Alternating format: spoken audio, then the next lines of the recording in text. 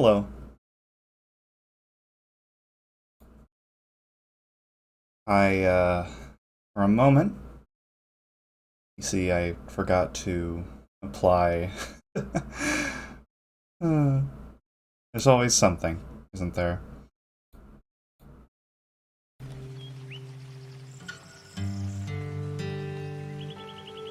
Silly me. I always forget to apply something. And this time, I forgot to put audio into the scene before we started. But that's okay. Hello. Let me really quickly. I'm gonna fix chat.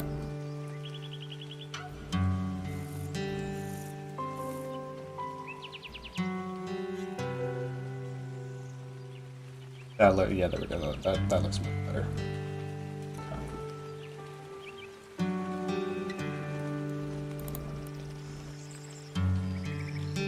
You guys need to be visible. You need to be visible and capable of being looked at. It's important. But, hello, everyone. Welcome to our second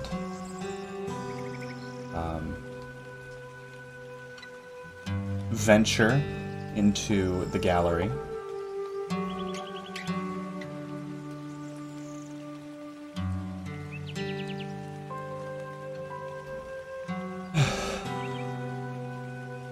We are here today to discuss the art, work, and life of another artist who is quite interesting to me. This is, of course, as labeled on the promotional material, Katsushika Hokusai, or as, well, no. He actually is a man who went by over 30 different names in his life. But I will elect to consider him with one name throughout the entirety of this stream, for convenience. Because you get it, I can tell you that he changed his name, and I don't have to refer to him by all of the names at all the specific times. I could, but that seems a little redundant and besides the point. So,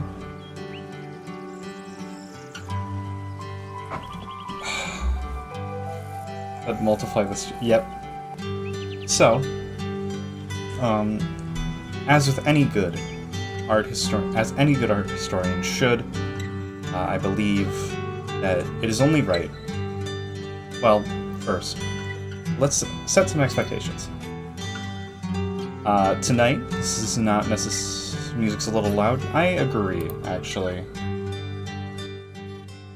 I agree. Thank you. Let's set some expectations. This evening will be a somewhat more rounded stream. My silly antics will be less common. You in chat are more than encouraged. You are strongly encouraged to make observations about art, ask for me to go back to something. If ultimately the goal of this is it's still kind of loud. Ultimately, the goal of this stream is to teach you. This is a stream where I'm teaching you. And whatever you need me to do to help you understand this content, let me know. I will do whatever, okay? I have set curriculum for this. Don't worry, there won't be a test. But I do have my points that we'll be going through. We have... let me just briefly skim to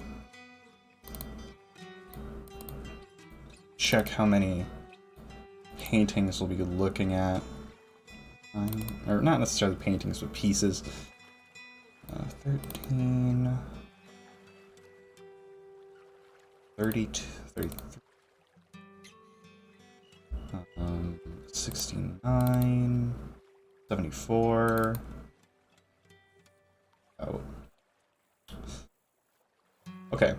We'll be looking at about 87 art pieces here this evening. I have 87-ish prepared for you to look at.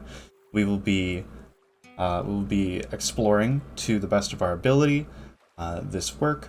If there is anything that you want me to go back to, do let me know. I will be giving names. However, if you don't remember the name, that's okay. You can describe it. You can do whatever you need to do. You don't have to raise your hand, just like ask questions. I will be monitoring chat as best I can. The goal of this stream is both to establish a link between you and this art, and also you and this art history. Because what is more important than anything else is how you interpret it, right? Because as important as the history is, it doesn't quite matter the context if you think about it a specific way.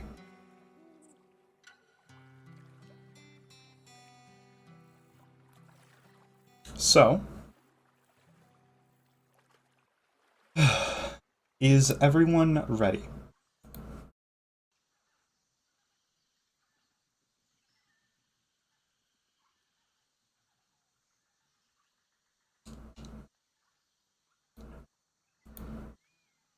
Okay. So, one moment. There's something I have to do really quickly that I had neglected to do. And if I don't do it, the stream might lag, but that's okay. So, thank you everyone for being here, and let's get started. So, perhaps more important than any previous endeavors, we have to discuss the historical context of the artist at hand. So, Katsushika Hokusai was born in, I believe, 1760, roughly in October or November. Sources will differ. Some people say October 31st, others don't say that. But regardless, the man was born during the period of Edo Japan, which, if you are unfamiliar, Edo Japan is defined in many ways by its isolationist policy. So, what does this mean? In 1615, the Tokugawa shogunate has taken over Japan, which is something of a military force. They've taken over Japan, and in a reaction to potential corrupting forces from Western powers, such as Christianity and the music's fine, unless the music's too loud. So corrupting forces like Christianity or otherwise Western influence is extremely, extremely potentially dangerous in the eyes of the shogunate. Thus, what they do is they shut off Japan from the rest of the world. It is completely isolationist. It is illegal, more or less, to immigrate or emigrate from Japan, and there are very, very strict circumstances on which people can come and go. Of course, the only people who really had contact in order to trade from the West are either the Dutch or people from the Netherlands, but that will be discussed slightly later. So the Edo period, of course, is a time where Japanese culture begins to kind of reach something of a fever pitch, if you will. It feeds back into itself in this period over and over again in a lot of ways, such that a lot of Japanese convention among many artists becomes extremely compounded, and things that are... Oh, it's just... I did make it rather quiet. So the conventions of Japanese art and Asian art as well, correlating into Japanese, is very much beginning to it is very much beginning to compound upon itself, and its conventions are becoming far more commonplace in this art. Additionally, there is a strict social order in Edo Japan as well. The merchant classes, farming classes, and samurai classes, or warrior classes, if you will, were largely forbidden from interacting with one another. So there are a number of different implications of this means, but today we will only be discussing one. This is a picture, or painting, of the shogun at a certain point in time. But so, with the discussion of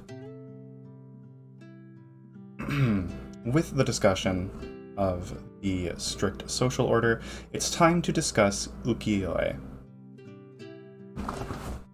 So, I will put this in chat. Ukiyo-e is an art form that is strictly not painting. I want to stress this. Ukiyo-e is not painting. Ukiyo-e is the process of woodblock prints being used to print onto paper for mass consumption, right? The point of it is that it's repeatable, or largely repeatable. But before that, so there are things such as red light districts at this time in Edo, which was, to this point, one of the largest cities in the world, if not the largest city in the world, at 1 million people. And of course, this also necessitated that many nobles would come and live every other year in Edo, as was the shogun's order. Therefore, there are a lot of people in Edo, which is now modern-day Tokyo, of course. Therefore, there are going to be instances of people searching for a bit of hedonism, and thus this is where the red light districts come in. In these red light districts, you would be able to find a multitude of things. Whether you find brothels, you find various different means of pleasure, whether that be through the kabuki theater or otherwise, I don't want to say pleasurable activity, but leisure activity. There are multiple different ways that you will be able to find some form of serotonin release in these red light districts. And one of these, of course, is the purchasing of goods. So, notably, at this time, it becomes quite fashionable to treat the people who acted in kabuki theater rather, as something of a celebrity. So, that is where ukiyo-e comes in.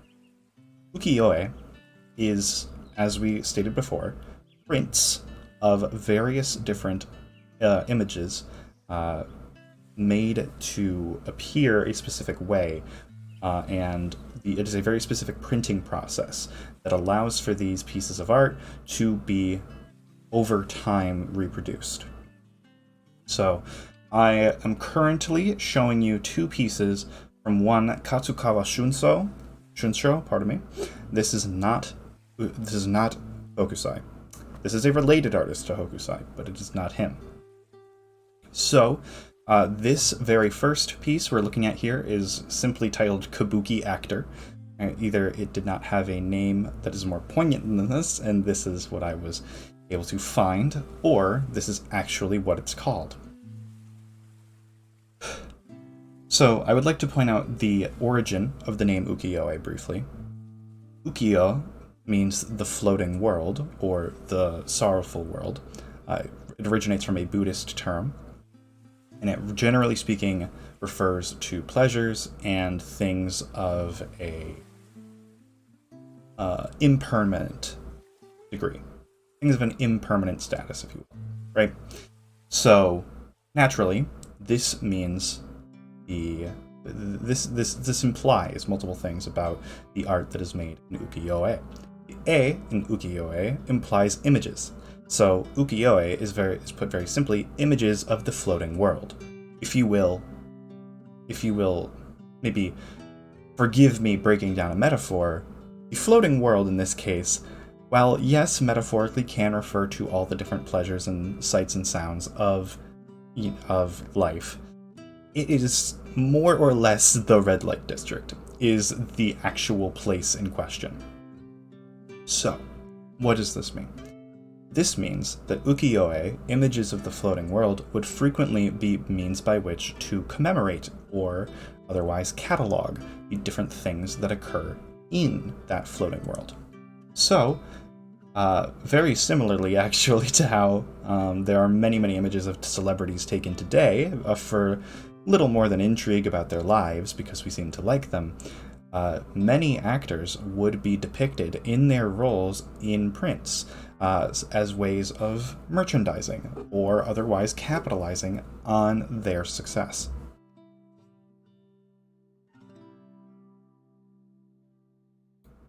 This is another one from Katsukawa Shunso. This is Woman in Red.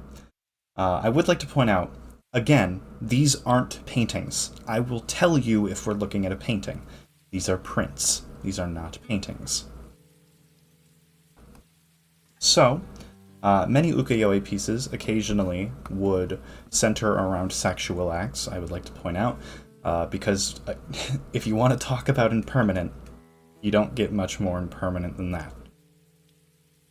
So, it is not the only matter that is produced, though. There are many different things depicted in ukiyo-e, especially over time. But the general convention of ukiyo-e was a lot of portraiture regarding people, or whether that be in a sexual context or in the context of playing a character in kabuki. It is very specifically an endeavor, for a long time at the very least, that is focused toward the end of commemoration or decoration.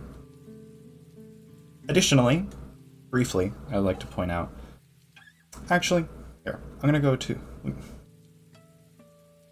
yes, Mono, and here, let me actually get to that. So I'm actually going to tell you, I have a little section titled, What the hell is woodblock printing?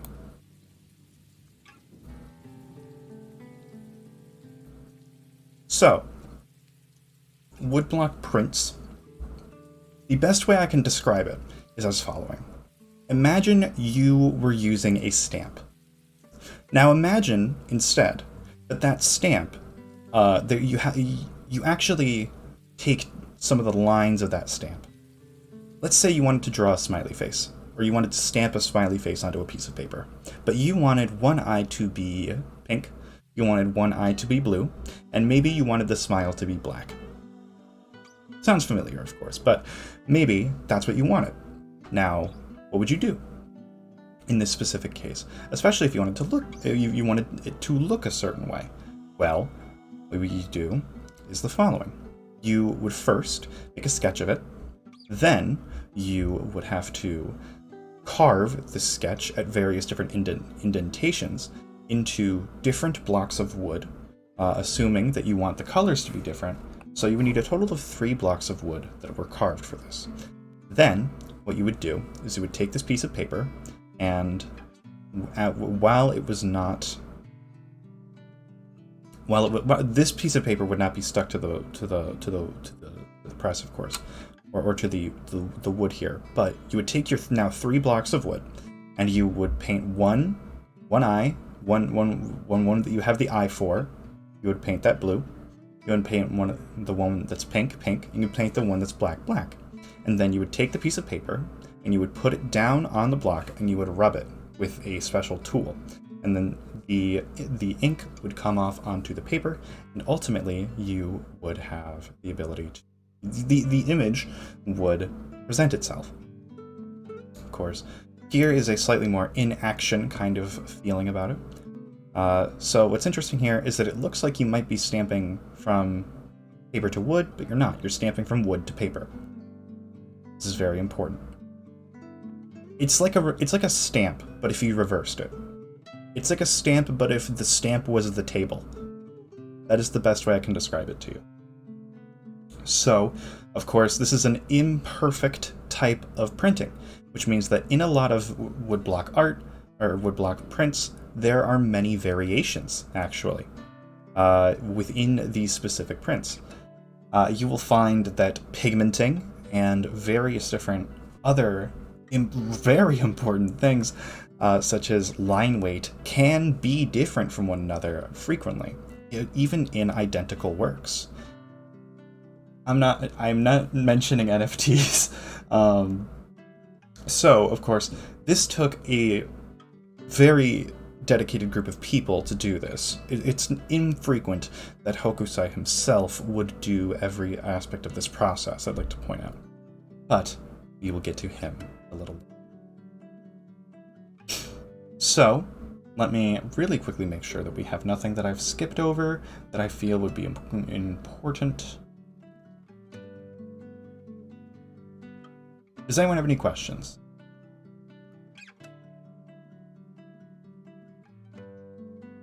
It's really interesting, actually, to look at the differences in these woodblock prints, because very literally, the wood will degrade over time.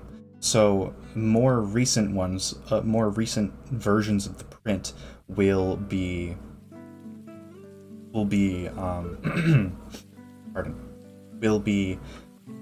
actually far muddier in many ways than the initial prints.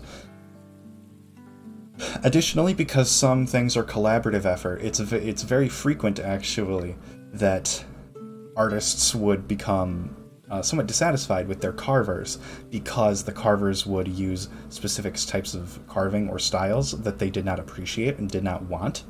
And some people, Hokusai, were particularly diva-y about it. It's rather funny. But, so, if we have our understanding of what these are, as they are not paintings, out of the way, we can continue onward. That is all to say that there is context to these things. So, we are finally going to begin talking about our artist in question, who is, of course, Katsushika Hokusai. Now, he was born in about 1760 to the name Tokitaro. Now, he will not keep that name for super long. Even in this period that we're about to discuss, actually, he changes his name almost immediately because his master gives him a different name. It happens a lot. Just don't question it. Ultimately, so he was initially going to take up a specific role within his family's business, but instead he did not end up taking up that role. He began working in a woodblock print library, in which books were held that were made with these woodblock prints. And then he became very interested, actually, in learning about the woodblocks themselves. So from that library, he then went and began an apprenticeship under a woodcarver. But then he found, well, this is interesting. I would much rather make art with this. And then, ultimately, he would be, as he had an interest in calligraphy, he had an interest in something of a knack for it, actually. So, he moved on to go ahead and begin work and apprenticeship under an artist by the name of Katsukawa Shunsho, who we did see art of very recently. If you'll recall, in the ukiyo-e section, I showed you two pieces from Katsukawa Shunsho. This was intentional. So, I would like to point out his very first series of pictures was published in August of 1779. This is a set of images of kabuki actors, which is very typical of the style, of course. And I do apologize if this is somewhat hard to see. Let me make this a bit bigger for you. This first piece is actor Segawa Kikunojo as Oren. Now, what we will find is that frequently, of course, these actors and actresses are depicted in their roles. This is no different. Seeing as that he was just beginning an apprenticeship, I would be willing to bet that this is extremely commercial safe. That is how many pieces would be made at this time. Many ukiyo-e artists, Hokusai and Shunsho included, absolutely operated on commission. If you think about it, they had the job of a printer. They had the job of a printer who likes to make its own drawings sometimes, if you will. This is the first piece that we'll be looking at tonight. Does anyone see anything in it in particular that they'd like to highlight? There are some instances of the ukiyo-e kind of convention that I feel maybe should be brought up. I'd like to point out, it was maybe a bit hard to see before, but let's go ahead and highlight specific things about this, and specific things about this style that make it very different. So, what I am always particularly drawn towards somewhat in the means of ukiyo-e, right, are the line weight. I am fascinated by the line. They are extremely consistent across individual, or at least ones from earlier in its run will be. The colors seem muted. I do believe that is something related to the degrading of the piece. Of course, you know, they weren't always using the most expensive pigment. Ukiyo-e was art for the people as opposed to art for nobles. You know, nobles were still having paintings commissioned and whatnot for them. So ultimately, the purpose of prints was to grant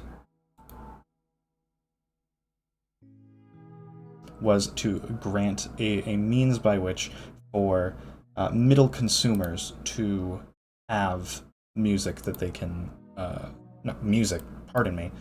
have art that they can use as decoration. The JPEGs of ancient... Yes, sure, precisely. Yeah, 200 years ago they made JPEGs. Yes, I agree. Line weight did manage very well there. Now, of course, this is very early work from the man. You will not necessarily see a lot of the hallmarks of his personal stylings in this piece, as it is very bog standard for ukiyo-e. I would like to point that out. He begins very much as a commercial artist in some ways, and it is not until much later that we will see him begin to move into something of a different artistic state regarding his work. This is actor Ichikawa Danjiro as Tomoe Gozen. This is from 1782. Not a lot has changed necessarily. This is yet another piece of an actor portraying a character from Japanese folklore or otherwise mythology. It's again, like I stated before, it's rather bog standard. He's making art because he's commissioned to do it at this time, and he's working under someone just trying to get a handle on the form of it. These are very humble beginnings, ultimately. We move forward. This is the piece. This is not that piece. Why is this out of order?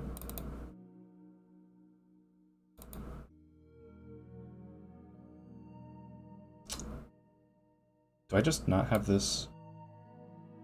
Oh, whoops. I just forgot to write this into my notes. This is Kintaro, the Eagle, and the Bear. This is actually not an actor in this specific case. This is an instance of a folklore character being depicted. Especially during the Edo period, the Japanese public began being extremely, perhaps not infatuated, but sure of and prideful of their culture and the stories that they had to tell. So in a lot of ways, the folklore of the time became something of pop culture icons unto themselves, to them. Just the concept of a foot and knees, right? Yeah, yeah, absolutely, absolutely.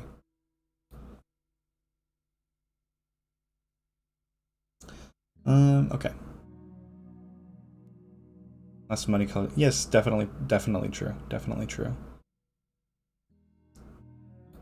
Continue. This. I suppose I didn't reorder this in my notes properly. Maybe I did. This is actor Nakamura Nakazo and Matsumoto Koshiro. This is from 1790. Yet again, this is another piece that is very commercial in nature. I'd like to bring us forward once more.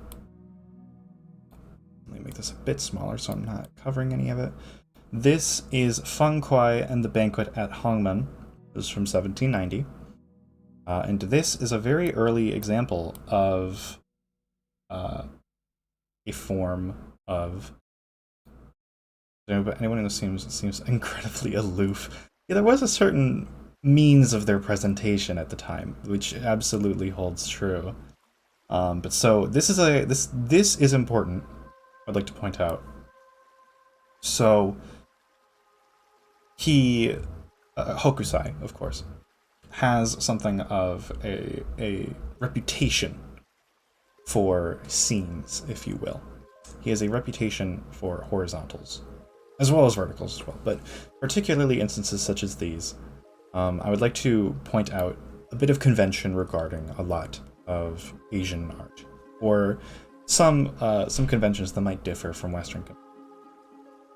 In this piece, you can see about 90 different things happening with the different people who are here.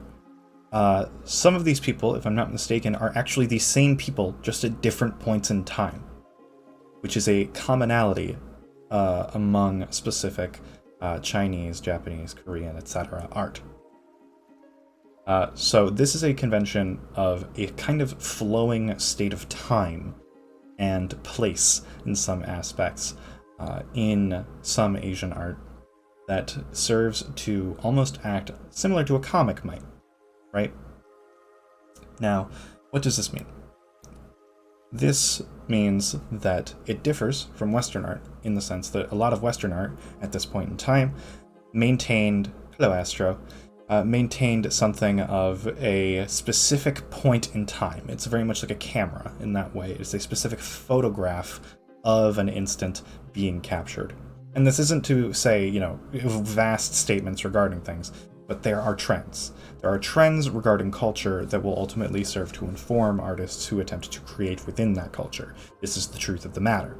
And the difference between the way that the vast majority of Western art handles its composition to Eastern art handling its composition is apparent in this specific case. I would like to point out, it can be somewhat hard to see. So do not worry if you don't necessarily see it. It can be hard to see, especially for untrained Western eyes. But there is no shame in being untrained. We continue forward.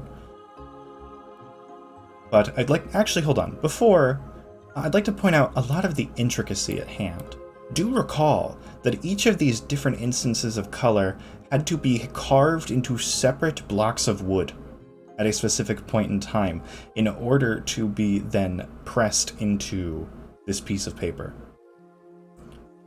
And each of these different blocks of wood had to A, line up with one another very, very precisely, as well as continually deposit the pigment properly. Ukiyo-e is technically more distributable and creatable than paintings, but it is not easy. To say that it is reproducible does not mean it is easy. Moving on. This piece right here, from here forward, we do have a few more pieces that are just actors. This is Ichikawa Omezo I as the Shamaness Miko. This is from 1791, I do believe. Again, very standard sort of thing happening here. The poses are rather dynamic. The composition is, of course, it's a vertical piece, so the line is somewhat different in terms of how your eye is guided through this piece. But ultimately, this remains a commemorative piece for the sake of promotion and commemoration of the Kabuki theater. We move forward once more, and this is actor Ichikawa Mono. That is not actor Ichikawa Monosuke as Yoshitsune. I'm sorry. Pardon me. Do pardon me. This... I don't know why it's backward. This is Ichikawa Monosuke II as Yoshitsune, and this is actor Ichikawa Omizo I as Shamaness Miko. I apologize. But yes, once more, it is a kabuki act being documented in this way.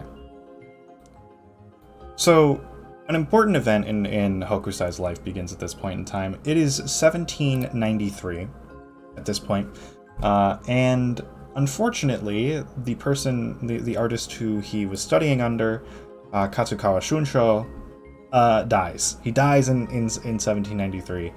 And the other pupils of his work begin to kick Hokusai out of the school for a multitude of reasons, but perhaps chiefly among them being that he seems to have kind of cheated a little bit on his school, and perhaps and studied at a rival school that was within the area as well. Just not frequently, but frequently enough for people to get mad about it. But so, he ultimately gets kicked out at the age of 33, just about. Unfortunately. Love the design of the kimono. Let's bring that back up then. Let's bring that back up real quick.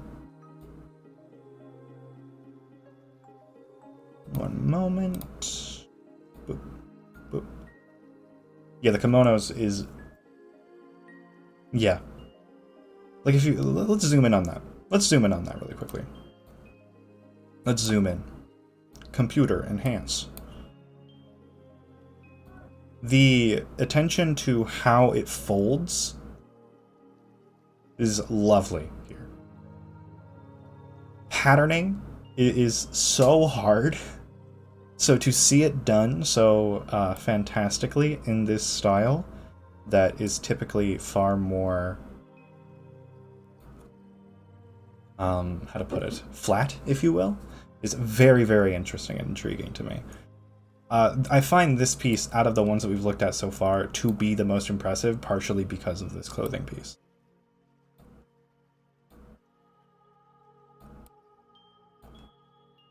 Do pardon me moving it around. Commissioner get their money worth. What's interesting is that typically they would just kind of, like, they'd either be paid by specific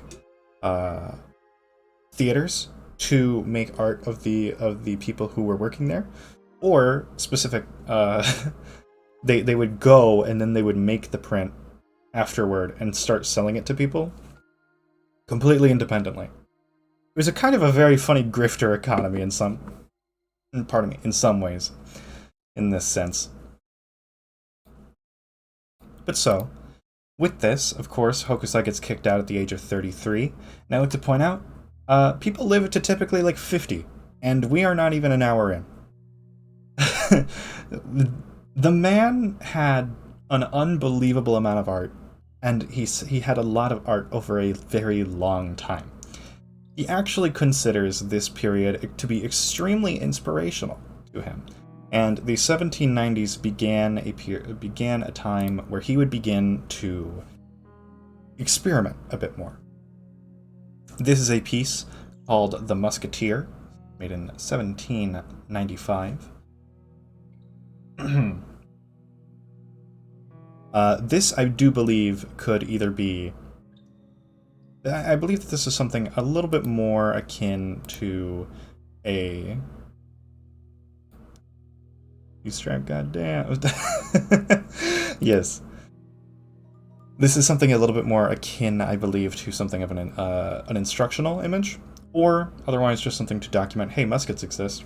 Because I'd like to point out, this is far cruder in a lot of ways than anything we've looked at before, and either that is a product of stylization, or that is a product of being something that has the liberty of being a little bit cruder.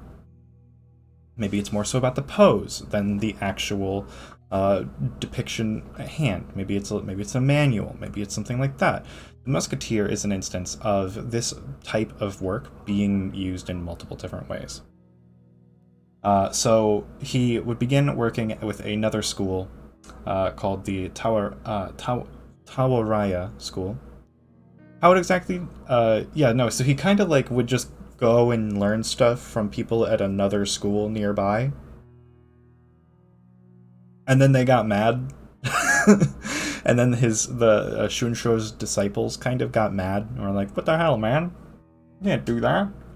Now, here's the thing you gotta know. Here's the thing you gotta know about Hokusai.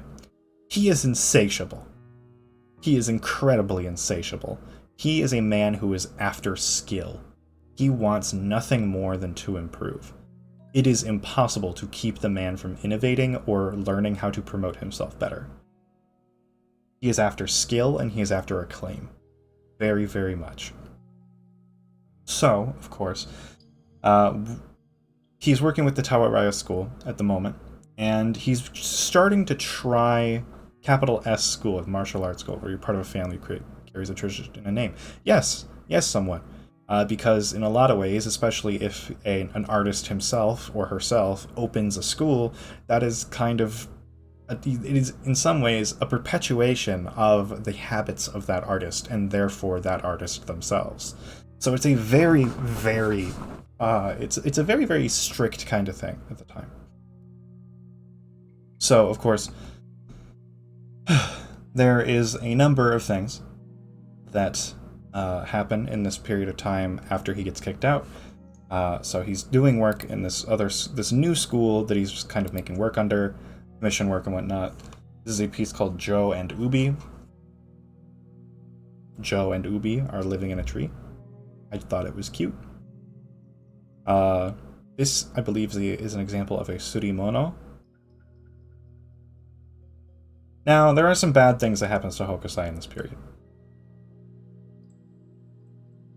Early on, his first wife dies in the 1790s. And, oops, that sucks. He gets remarried in 1797, and then she dies again. Oops, that sucks.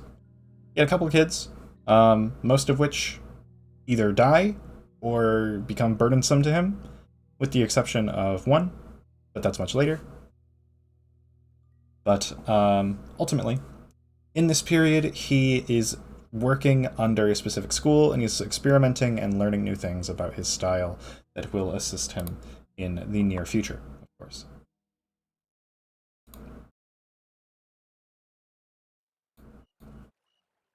This is also a period that is rather hard, actually, to source specific art from. Because a lot of what he worked on in this period was private commission, not necessarily commercial prints. You will find that, particularly with Hokusai, the instances in which his art is most well known and most easy to get your hands on are the instances where he was very commercially successful, such as in the 1790s, or as we will see, the 1830s. But, or rather, pre-1790s. Or the 1830s. This is a piece called Joe and Ubi, as I've said. Just two dudes. Very cute. He does some interesting work at a certain point in time in 1798. This is called Squeaking a Ground Cherry. This is a print in a series of prints, and allow me to use this moment to tell you about how series work. People would make a bunch of art around a specific theme, and then they would be sold kind of like trading cards in some way, so as to get people to continually come back. But so this is the piece Sucking on a Cherry, and this is from a set titled 7 Useless Habits, in which he would depict various women performing useless habits that do nothing. And one of these is something where you would put a cherry in your mouth and you would be able to make a sound with it. It's kind of hard to tell that that's what they're doing in this piece, because, to be frank, I don't know how you're supposed to depict that, but this is more here to demonstrate something regarding the way that sets work and the way that the subject matter of these sets and these prints were frequently kind of weird. So that's Squeaking a Ground Cherry, and this is another one from that same set, which is Woman Looking in a Telescope. I don't really know what this means necessarily. Looking in a telescope does not seem like that bad of a thing. However, I can't read Japanese, so I don't know what's said in that little indentation up there. It could be probably just artist signature, which is fine, but it's cool. I want to point out, actually, immediately after being kicked out of the Katsukawa school, Hokusai actually accepts his name. He actually names himself Hokusai, which, Mercedes Rocket VT, thank you very much for following.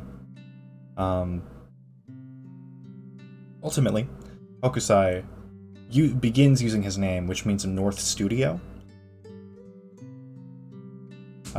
which is a reference to a god of the North Star.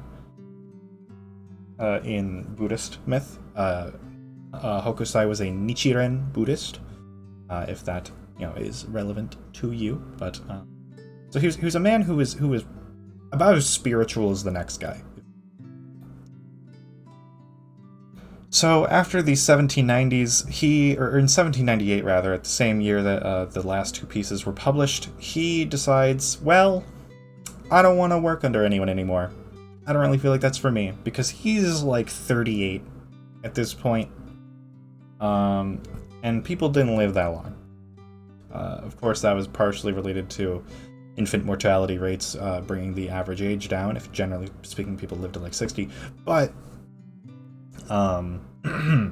medicine was still not as good, and therefore people died a lot sooner. Hello, Soul. Hello, everybody. I want to point out for anyone who came in, this is a stream dedicated to your learning. If you have a question, please stop me, ask me, whatever it is. If you would like to go back and look at a specific piece, do let me know. Whatever you want to do, this is for you. I like talking about all these things, but this is for you, first and foremost, okay?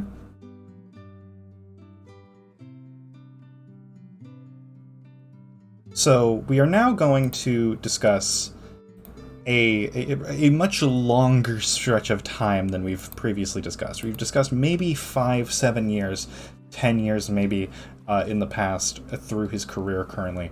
But beginning in 1800 is a period that is more or less described as the middle decades, if you will.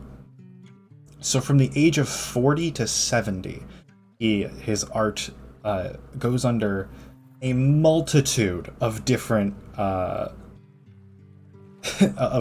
permutations and various different means of expression that all serve to do different things. Now, before I bring this up, I'm going to make sure that I have done my due diligence about a specific image that will be apparent what I've done to it a little bit later. Okay, cool. We're good. We're good. So, allow me to bring you into the 1780s. Or, what am I saying? The 1800s. How long in this gap did he actually keep the name Hokusai? He actually more or less kept it until... He kept some permutation of it, more or less until 1830. Which is weird for him, but he did, generally speaking, keep his name here. Specifically the Hokusai part of his name. A lot of his work gets signed with it. So let us begin. We have 21 pieces to cover in this section. This is Beauty reading a love letter, which this seems like a good time to bring up specific conventions regarding this. I felt the need to zoom in because the lines are very light in this piece, and also I apologize, but I don't feel that I'm not sure that any of us can read that. If you can and you'd like to, do let me know.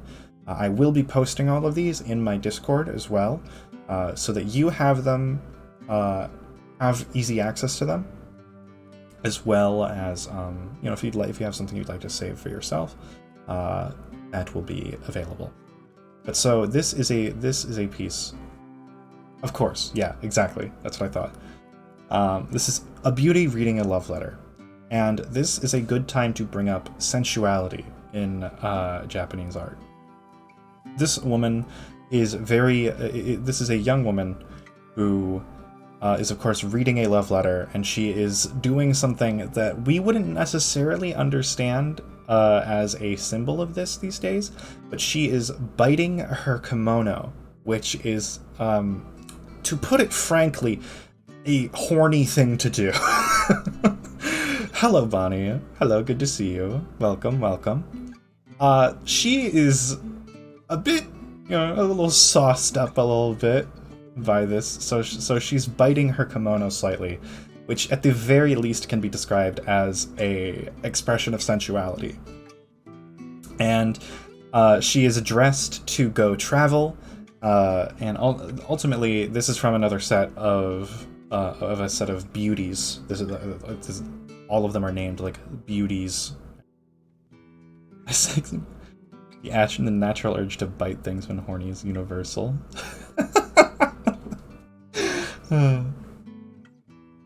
But yes, so this is a beauty reading a love letter. I find a lot of personal enjoyment in this piece because it has a lot of the culture of the time wrapped up in it. And in some ways, it makes it significantly harder, actually, to properly parse and understand. That's what I'm here for. To tell you these various different things about it that are not necessarily there in a Western viewer's eyes. Particularly, again, the notion of biting her kimono, and then also the way that she is dressed. She is dressed for travel.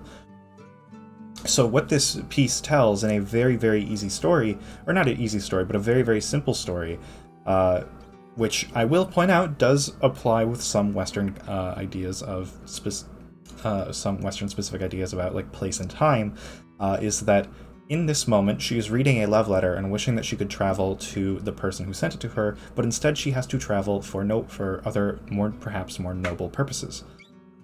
Meaning that it is creating a sense of longing even in her own home, as she is about to leave it. Sensuality and, as we will see, erotica is a specific kind of flavor regarding a lot of Japanese art, particularly Edo period art, that I will address slightly later, but it is a far more blatant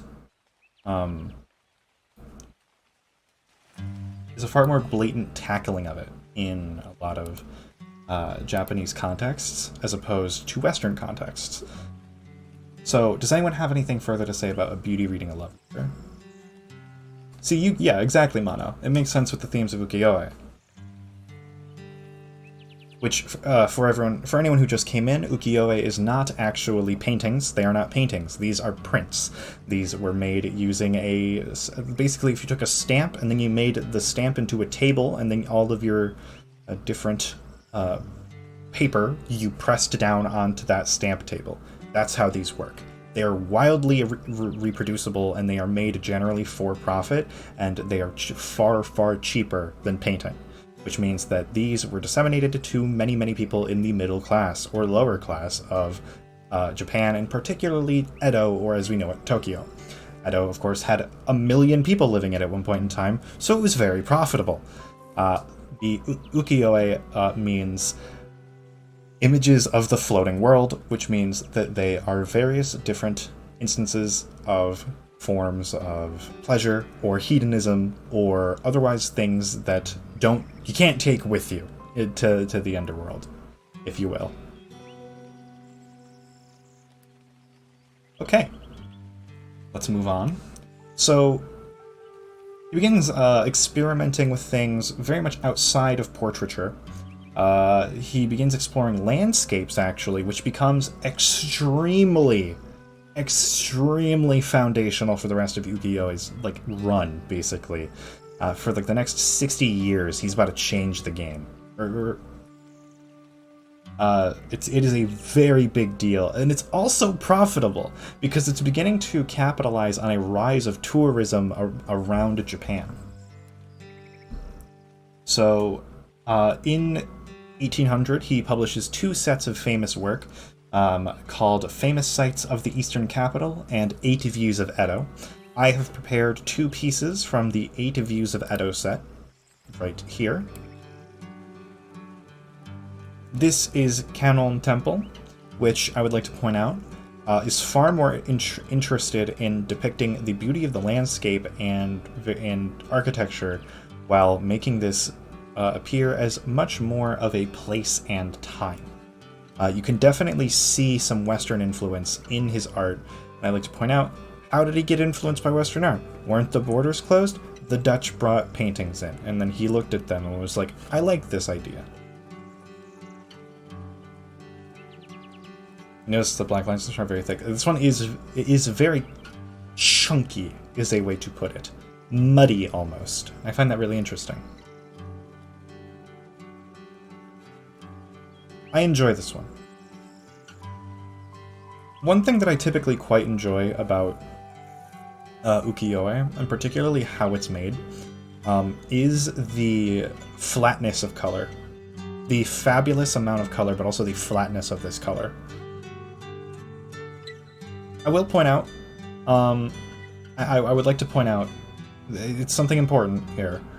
A lot of these prints have degraded over time before they could be scanned digitally.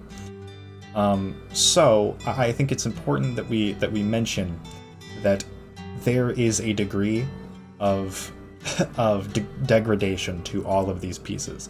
Some of them are preserved better than others, but what we will find is that these are not immune to degradation, especially because they were made frequently with cheaper materials, cheaper paper, and were stored in suboptimal conditions. I'm not like art expert. Do you know about Japanese that they like curvy, wavy shapes? It's a very lined piece, lots of straight lines and geometric shapes. Yes, absolutely, absolutely. Absolutely. And there is like an interesting amount of like interplay between that. There's a juxtaposition between the buildings being far more isometric, if you will, and the tree line being really muddy and really wavy, as you put it. So that's Kannon Temple. That's from 1800. And this piece here, so this is a good example to bring up regarding Japanese abstraction, especially as we will see it in landscapes. The ground here is red. Ground isn't red. So this is a piece called Autumn Moon over the Ryogoku Bridge. It does look like it could be a postcard. So this is a piece very interested again in place and time, taking some Western influence, and of course bridges would become very popular subject matter for the form. So again, as I've stated, Hokusai was very influenced by Dutch landscape prints. Very much the Western convention of exact place and time is something that's really important to his work. So the best way I can put it is that a lot of Japanese art, if for anyone who just came in, and Asian art in some degree of generality, would find that it is more focused on looking at every single event happening in a house at once, as opposed to where Western art is much more interested in looking at just what's happening in the kitchen, because the kitchen is the most interesting thing happening.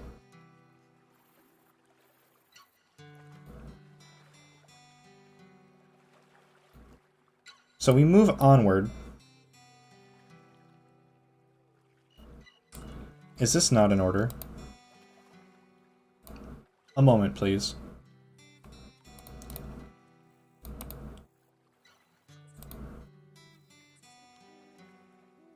I suppose I just forgot to put this one in my notes. I apologize.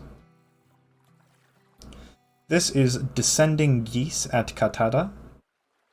Yet again, place and time. Very flat colors. This one they might actually be a little flatter than otherwise because there's actually a distinct lack of color in some ways. The use of negative space as well, contrasting the sky and the water, or rather making the sky and the water the same thing, but only separated by this mountain. It's very interesting. Very effective. Simple, but effective. Because remember, this art was made with the intention, to a degree, of cost effectiveness. So the less lines that your carver has to carve, the better. Why make water detail when it could just be blank? And it works still.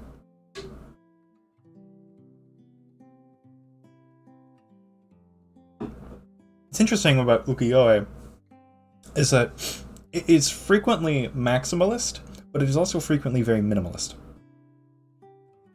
It is very much up to artistic discretion. But so this is a piece from 1804. We move onward slightly. This piece is important. Do recall this coming piece. This is the piece Express Delivery Boats Rowing Through Waves. So this is an instance of Hokusai specifically setting out in a set to take on certain ideas of certain Western conventions.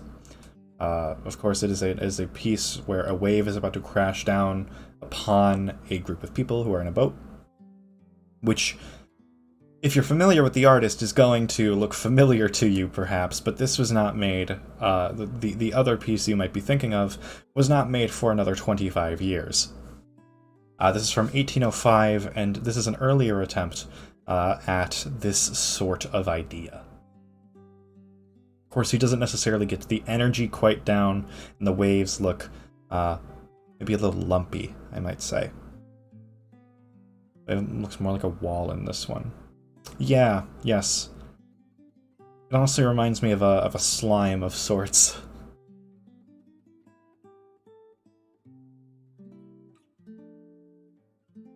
It's kind of like an iceberg, like it lacks momentum somehow. Yes, yes. Slime ocean, just like Slime Range. Yeah, it looks to me like it's going to bounce off of them in some ways. It almost gives a fabric-like quality about it. It looks like there's a hand holding up fabric, somewhat. It lacks the violence of water, to me. Which is, why it is an earlier work. Which is why he does it again. He didn't perfect it. But this is an attempt. And it's important to look at this because it's almost the same thing as what we see in the Great Wave. So he's a man who will continuously iterate upon himself in the interest of getting far better. So he eventually, after this, he becomes increasingly famous due to his work as well as his propensity for self-promotion and collaboration. He begins working on a set of illustrated books, the most popular of which are Shinsetsu Yomi Harizuki, which I unfortunately could not find any prints of at the moment, which is a fantasy novel. It definitely got his name out there a little more, but we will now move to our next piece. This is from... so I'm going to show you the same idea from a reproduced set of images. So this is from a set titled 53 Stations of the Tokaido. He made this set 2 different times. Once horizontally in 1804 and once vertically in 1806. this image and the next one that I'm going to show you are both Kanegawa. It's interesting to look at how he depicts this place. Also, look at the wood grain on that wall. Is that intentional? I'm not sure. I think that might be an imperfection of the print. Which is fun. I like that. That's one of the beautiful things about printing, is that there are very, very subtle inconsistencies with the... It does look intentional to me as well, but it could be, it could not be. There are very, very subtle inconsistencies regarding this art, and everything that happens within these pieces of art can be somewhat messed up a little bit. Additionally, if you actually get your hands on one of these, they feel a very particular way. This paper got beat to shit in the process of making these. Also, what catches my eye. Yeah, right? So I think they might have just used the wood grain to create a texture, but I'm confused as to why specifically just that wall, you know? Getting colorful, the background being a bit more muted in terms of colors. Yeah, it would seem that at this point in time in Kanegawa, they are intending to highlight these women, or Hokusai is attempting to highlight these women.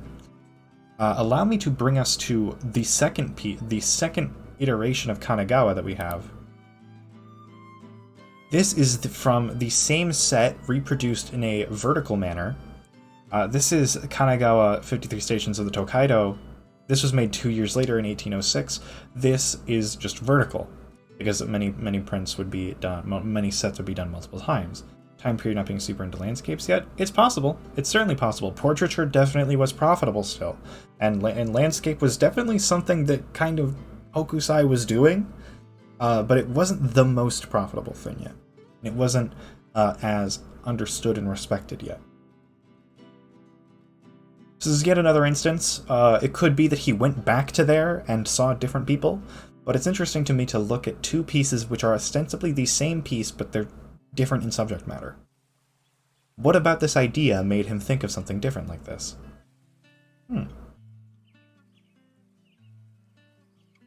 I wonder what that means. This next piece is called Dance. We are going to jump a little bit from 1806 to 1811. So I would like to point out Hokusai was a man who did a vast quantity of different things. He drew and doodled and did a multitude of different things. And this specific piece I like to bring up because of its abstraction regarding the human form. That dude on the left there, he's so skinny. He's so lanky. It's kind of like cute. Like, these are just two dudes having fun, and you can tell, right? It's so easy to be so serious, you know? When ultimately, that's just not how it was. That's part of the things with commercial art, is that a lot of it gets made, and therefore a lot of it gets preserved. Art has always been, to a certain degree, people having fun.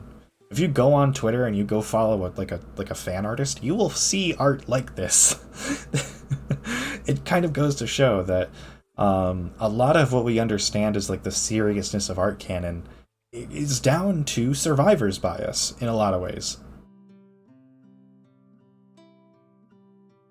These kind of are so shaped like just flow. It's like the lettering is dancing with people. Nothing in this image isn't part of the dance. Exactly. I love this image a lot. Making goofy art just like me. Exactly. No, yes. If you are an artist and you feel bad about making funny, silly things that make you happy or that make other people happy, you shouldn't. That's how art has always been. It's just a matter of, oh, well, people didn't preserve Da Vinci's stuff that he did like that. Or people didn't preserve Michelangelo's little shitposts. It's interestingly enough a lot easier to preserve this sort of thing because it got reproduced so much. Someone was bound to have it, and unfortunately a lot of it is lost to time. But we do get a lot more of it still, and it's interesting to look at the philosophy of art and creation to this man or who was notably obsessed with progress and quality.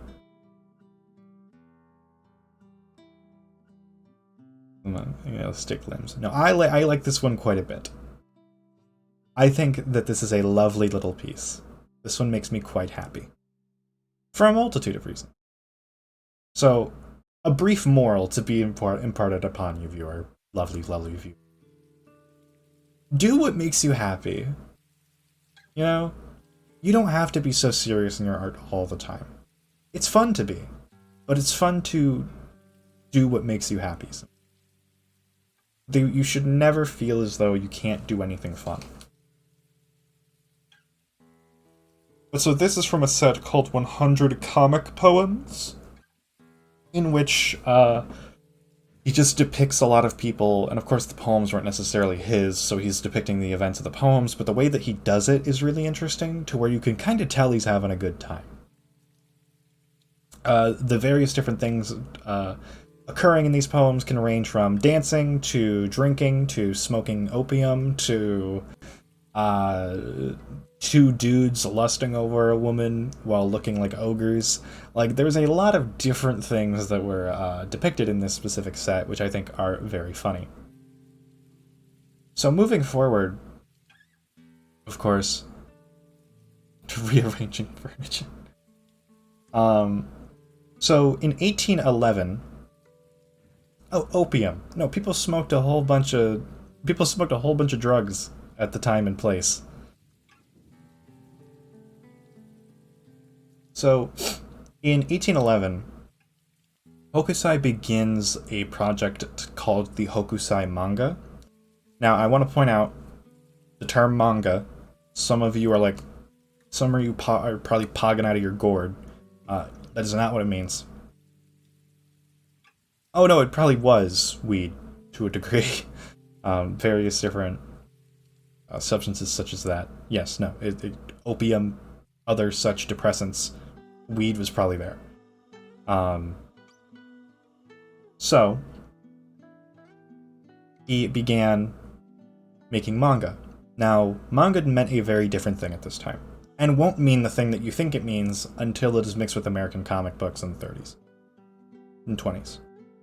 At the time, manga, generally speaking, was just a collection of images or words.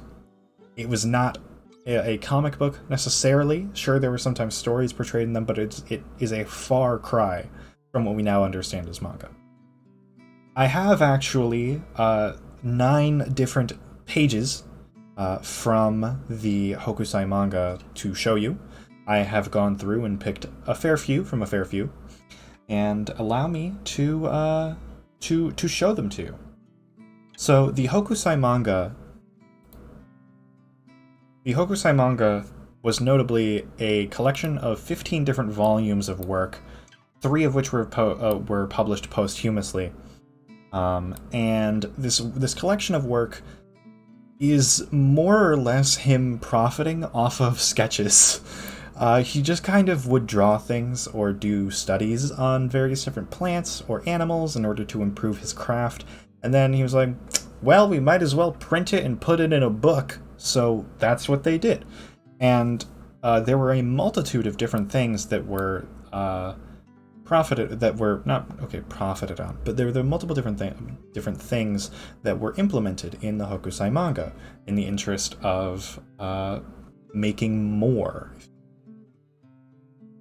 There was, of course, these studies of animals, of which there is a tanuki, or raccoon dog, on that right page, which obviously I picked this because there was a tanuki.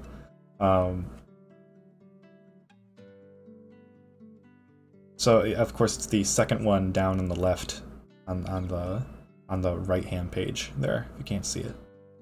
You little guy. So this is from Volume 1.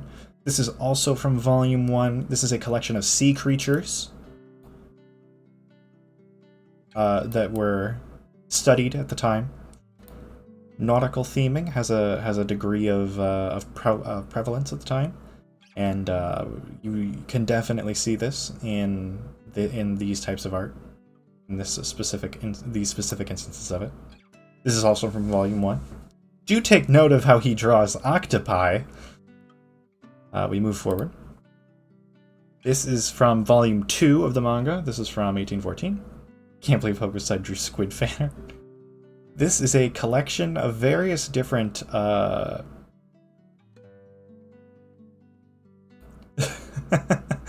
this is a collection of various different props or items that were likely just around the man. It's interesting to see kind of how densely he studied things here. How densely and with a degree of care that he studied the things here. The octopus was a useful tool that will help us later. Help us it will. We move on. This is yet another instance of waves being depicted by Hokusai. There are a multitude of explanations for this. He could just be practicing. This is also from Volume 2. This was 1814.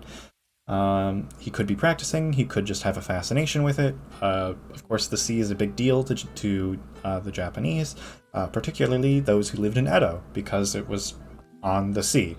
So, of course, it frequently comes up as a topic of his work. Okay, I think we're good. For a second, I was like, should I have censored this? This is from Volume 3. This is an instance in which he is portraying various yokai, or otherwise monsters, just kind of for funsies. They're grotesque, giant, hairy, feathered. He has all sorts of different kind of cool ideas about how to present these different creatures, and I find that to be really intriguing. You can really see a breadth of his work in his manga. It is very because they're awesome to draw. Yes, exactly. You really get a really good idea for him as an artist and what compels him from the manga, because what the manga was primarily comprised of is either sketch work that he's just kind of musing with, or scrapped other work that he so he was not exactly a well-off man, so he was always trying to get money in some capacity so he could continue living, of course. And that was a multitude of different things. He would either take commissions, of which he took a fuck ton of commissions, broke as a mug. Yeah, no, he was not exactly someone who always had good times in terms of his financials. So the manga certainly helped with this. This is one of the most interesting pieces in the manga to me. This is a manual for sumo wrestling. And do forgive the page fold here. I had to take these from screenshots. This is also from Volume 3, I believe. Yes, it is. From Volume 3, Number 2. This is 1815. Yes, he makes various manuals for things all the time. Or maybe he was commissioned to, and then they just never got published in their intended places. So this is a collection of sumo wrestling images that are supposed to denote form and how to do things. He has a number of these specifically for martial arts. He has some for knot tying. He has some for quite a few different things. The Hokusai manga are weird and kind of lovely in that it's like looking through someone's portfolio in a very small period of time. And of course, these were wildly reproduced, wildly printed over and over again. These made their way all the way to Europe at one point. We move on. This is Volume 4, yet another yokai depiction I felt was important to bring up, as well as the one on the first page above the one on the bottom right corner. On the bottom right corner.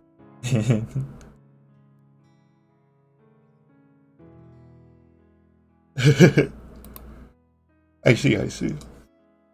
But yes, the more yokai depictions, as well as large walls of text. that determined that it's not all just images that he would publish here. We go to, that was from volume 4, that was 1816. This is also 1816, this is volume 5. This is actually architectural drawing. You'll find he is making specific measurements regarding these ori gates. These were likely made for a specific reason. He would often be in close contact with rulers and whatnot in order to make art for them or work for them. So there's a likelihood that he was probably engaging in designing tori at some point in time because he had an eye for it. And maybe it just never got used, or maybe he just decided, I'll put the sketches here, make some money off, right? So that's from volume 5, and here we're going to take a little bit of a jump. This is the last piece of the manga that we'll be looking at today.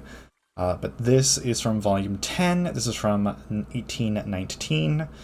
There's a dude making some funny faces. There's some dudes doing some silly activities. I kind of don't know what's happening here, but I like highlighting the silly aspects of his portfolio as well. Because it's not every day that you find an artist who has had their silly portfolio supported, if you will, in the same degree.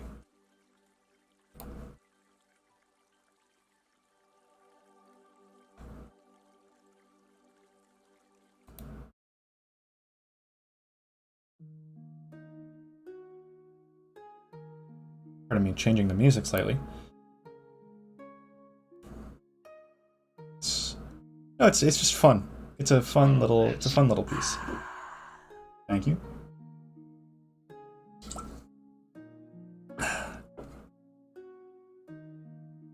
So, before we can continue to something very different, does anyone have any questions on the Hokusai manga? Again, denoting a collection of images or otherwise thoughts, not necessarily a. They were published as books, yes, but it's not necessarily a story.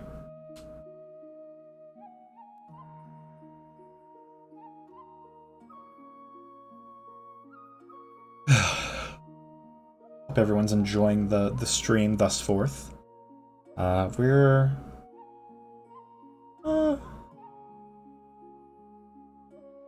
not quite halfway through, but it'll go a bit quicker from here forward, I think. Or maybe not, or maybe it won't. We're really looking forward to this one. Oh, thank you.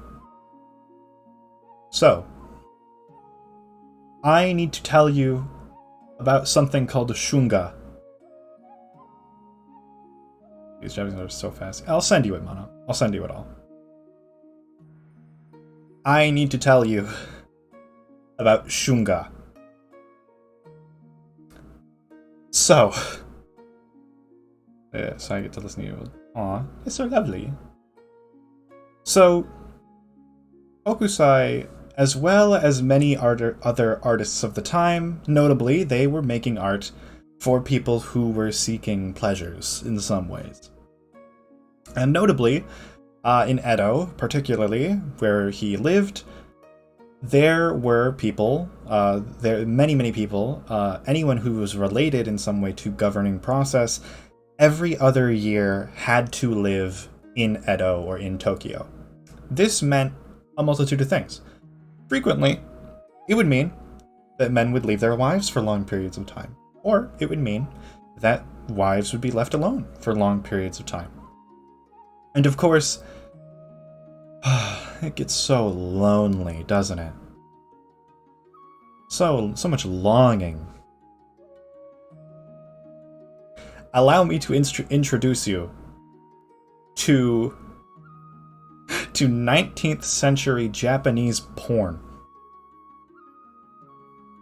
Shunga is, despite the way that I'm presenting it, is actually very, very common for the time period. It is extremely, extremely common for even extremely explicit imagery to be displayed in volumes of books that would be sold. Many artists did use a pseudonym when they would make their erotic art, but but of course, Hokusai here did not. He has a number of actually very famous shunga, but we will only be looking at one today because I only feel like testing Twitch once. The degree of bluntness seen in a lot of shunga is maybe how to put it, unfamiliar to Westerners, because a lot of artists will try to be a bit more quote-unquote tasteful about it, if you will, which is perfectly fine, there's nothing wrong with that, but I think it's important that we recognize that this is just a product of a different culture and a different time. This is not weird for people. Sure, people kind of covered it up, nobody was like, oh yeah, let me just fucking break the shunga out in the middle of the street. Thankfully, no, there was a degree of like, okay, be a normal person about it, but it wasn't so immodest to where that happened, but it's realistic. People, they do things, you know? people want to feel some things. So, it's funny to highlight that this exists, but it is an important artistic historical development. Are you ready to see it? And this, I admit, is a much weirder example than most of them. I will describe to you some other pieces that I sifted through to gather images for this event. Are you ready to see it?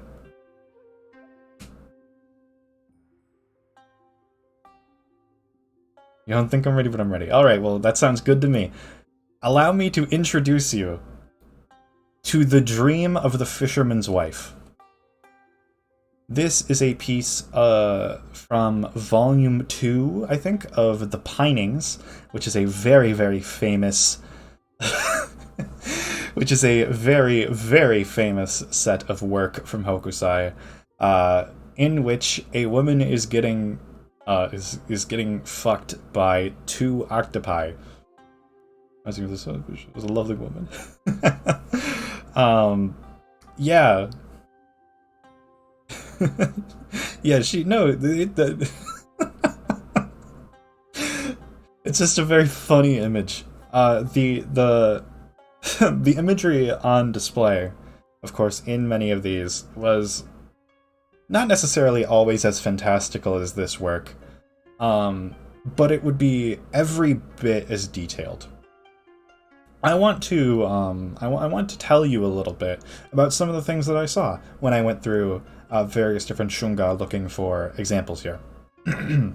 So, there's of course The Dream of the Fisherman's Wife, which speaks for itself. This is weird, isn't it? It is objectively kind of funny because I don't know, something about tentacles and the 1800s doesn't quite mix well, seemingly, but you know, that's fine. I saw a multitude of different things, and there were a multitude of different conventions, actually, to specifically Hokusai's work regarding shunga that I wanted to maybe highlight while we're here. Genitals would be extremely exaggerated in their size, per se. There would be a multitude of different things. There were... Okay, I'm gonna be real. Can I... Let me say something. There's more in common with NSFW Twitter artists here than there isn't.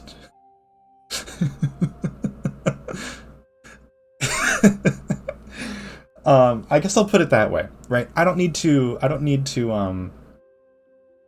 go in and completely be like, oh yeah, no, look at this. But notably, I'm going to point out, shunga was something that existed. Shunga was something that was absolutely a presence, and it was important. It was important for profitability and to serve a niche. And it's interesting that because so much of it was produced, people ended up maintaining it. Hello, Daggerpug, saying, "Where am I?" Welcome to... Oh, dude, okay, get this off the screen. Welcome to an art history stream. We are talking about a multitude of different things about this work. But yes, ultimately, there is a certain je ne sais quoi to a lot of Japanese art in that it doesn't necessarily die. Like, you can't really hide your saucy bits as easy in Japanese art. Your portfolio will be or at least for ukiyo-e artists, your portfolio would be reproduced, sent across the country, sent across the world, and then preserved in other ways. If you drew something, it would not die. Or at least there's a good chance it wouldn't. But so that's discussion of shunga. Shunga is important for the artistic movement, legitimately, very legitimately. This is actually a very, very famous piece of work from Hokusai. And I'm a little mad that I have to censor it, if I'm honest with you, because I'd like to show you everything uncensored, because, you know, that's the point of the art appreciation. But whatever. Fuck me, I guess. We move on, though. Back to woodblock prints specifically, less not serialized things. This is the leg shell. This is from a collection of different art review after dark. This is from a collection of pieces that are regarding like shuffling cups, if you will. There's like way more of these than you'd think there are. There's like 30 images in this set. But of course, yet again, waves, various different means of vaguely Western presentation in composition, as well as the trademark kind of flat color with degrees of shading as well. Yeah, this one I don't have a ton to say about, just something to bring us back to a little bit of normalcy after discussing shunga. So we have another piece here. This is from 1821. And I'd like to point out, actually, so the Dream of the Fisherman's Wife gets gets produced in 1814, published in 1814, and Hokusai, at one point in his life, he gets struck by lightning at the age of 50. And that was in 1810, right? 1811, he starts the Hokusai manga. Which I am sorry that I neglected to actually bring this up, but the Hokusai manga is very possibly an actual means by which for him to profit off of him relearning how to draw after he had a stroke. Yes, he was struck by lightning. I was as surprised as you are, because no one seems to mention it. He was struck by lightning and presumably had a stroke, and in that period there are less formal woodblock prints made in the next, 2 years. He starts the Hokusai manga in this way, probably to relearn how to draw.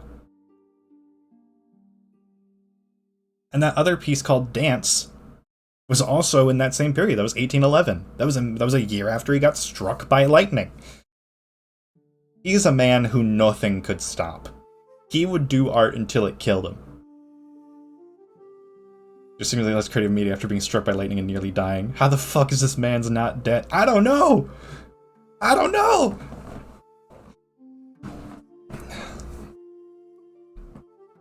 I don't know, man. But so, yes, this is the leg shell. This is 1821. He would continually do a bazillion, different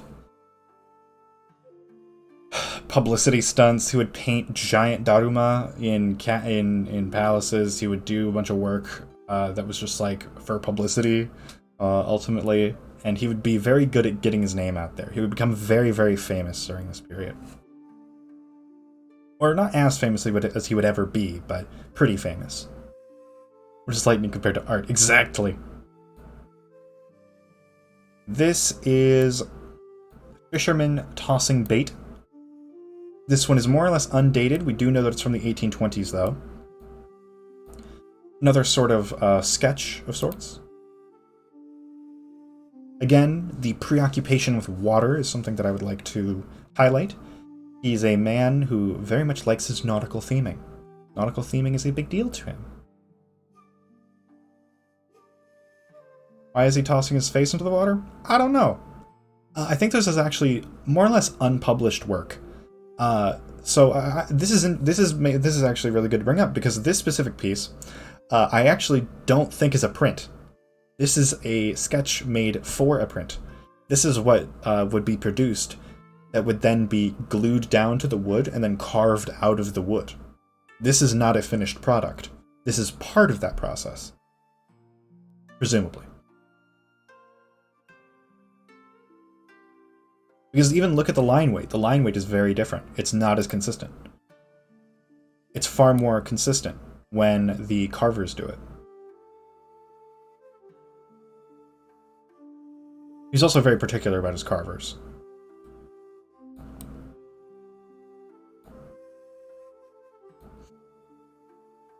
I think it might... I'm not really sure, PK. I'm not really sure. But so you will see, this is from the 1820s, he is beginning to kind of get water a little bit better.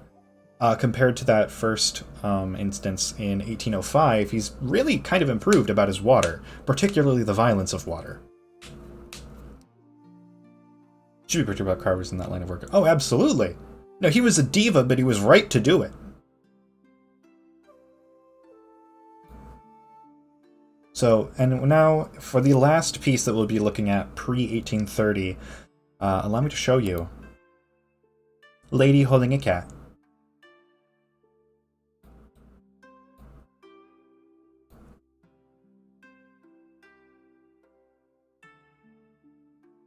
It's a lady and she's holding a cat. Look at her. This art is so cute. I guess. To me, you know what this art feels like? This art feels like wearing a hoodie and hugging a pet. Like, even though she's wearing a kimono, there's a timeless quality to this piece. Not even just because I like cats.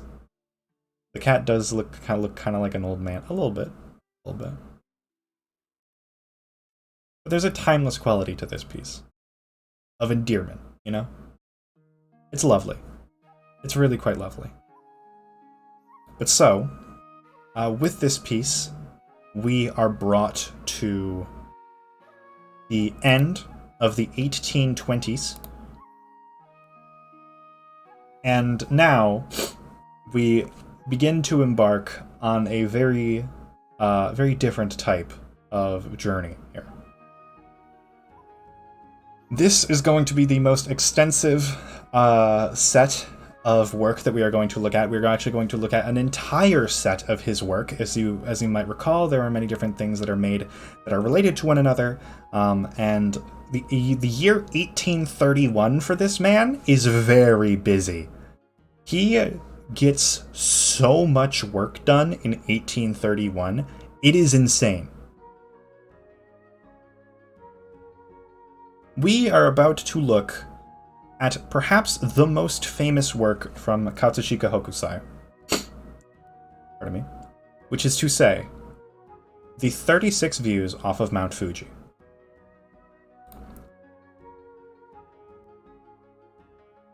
There are a few things that I have to tell you about the 36 views off of Mount Fuji first, though. Okay? And I'll point that out a little bit later. He starts this set at the age of 70. Right? And he produces 36 views, 36 pieces in this set between 1830 and 1832, most of them published in 1831. Basically, the point of it is to depict Mount Fuji from various locations in Japan, and it's something of a demonstration of it being Mount Fuji's withstanding importance in all aspects of Japanese life and culture. Mount Fuji is extremely important to many Edo Japanese, especially during this particularly strong period of a degree of nationalism, in a time where, you know, it's kind of Japan versus the world is maybe the perception to some degree. Mount Fuji is extremely important because of its symbolic and religious significance in this case, and these 36 views definitely wants to demonstrate that. It demonstrates a degree of beauty, a degree of nationalism, and a degree of Japanese pride. And notably, there's one more thing that I feel I should bring up before I actually show you any art, and that is the existence of Prussian blue. So Prussian blue is a new pigment that just became very readily available in Asia through Chinese markets. And Prussian blue was this brilliant shade of blue, really brilliant, sourceable shade of blue now that would permeate the work of Katsushika Hokusai, and he would use it in this set relentlessly. Every piece has it. I'm not kidding. But, this is about to be perhaps the most exhaustive look we are going to take at any given specific piece of art this evening, so do be ready. I welcome you, of course, to the 36 views of Mount Fuji. This is the first set in the piece, to my knowledge, actually. This is the full title of this piece is 36 Views of Mount Fuji, Offshore from Kanagawa, Beneath the Wave. A pretty obscure piece, honestly. Yeah, you might not have heard of this one. Yes, this is the Great Wave, as we will colloquially refer to it. This piece is the instance of water that Hokusai has been working for over 30 years. Additionally, this piece far more closely brings into scale the degree to which Western art has influenced him. It is exactly a moment in time. Some other pieces, if it were a bit more closely aligned with certain Eastern standards and Eastern practices, might show you the aftermath of this wave as well. Hokusai does not. He relies on his brushwork, his incredible line and form and compositional style with the intention to line to show you that this is a moving event anyway. Additionally, there are a billion little details in this piece that I love. We're going to zoom in on it in just a little bit here. But I will be telling you a little bit more about it first. So, the immediate perception of this piece can be kind of determined in two ways. There's two major camps, kind of, about how this piece gets interpreted, which I will present to you, but you are allowed to interpret it to your own life and your own experiences, however you like. Would anyone like to express what this means to them first? I know it is very much one of those pop culture kind of pieces. It is one of those sorts of things that it's kind of hard to have an opinion on. So I understand if it becomes difficult to really look at it objectively or look at it subjectively for yourself. But I would like to encourage you, if you have a thought on it. Here, let me make it bigger for you.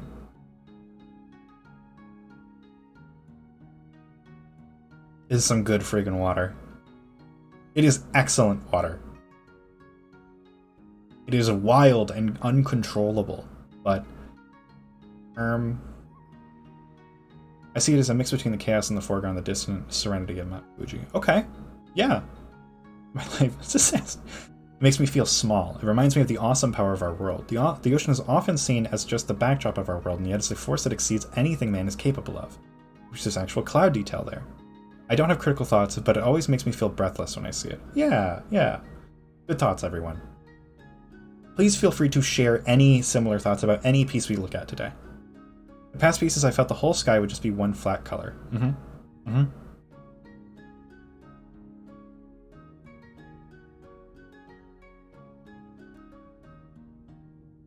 I see.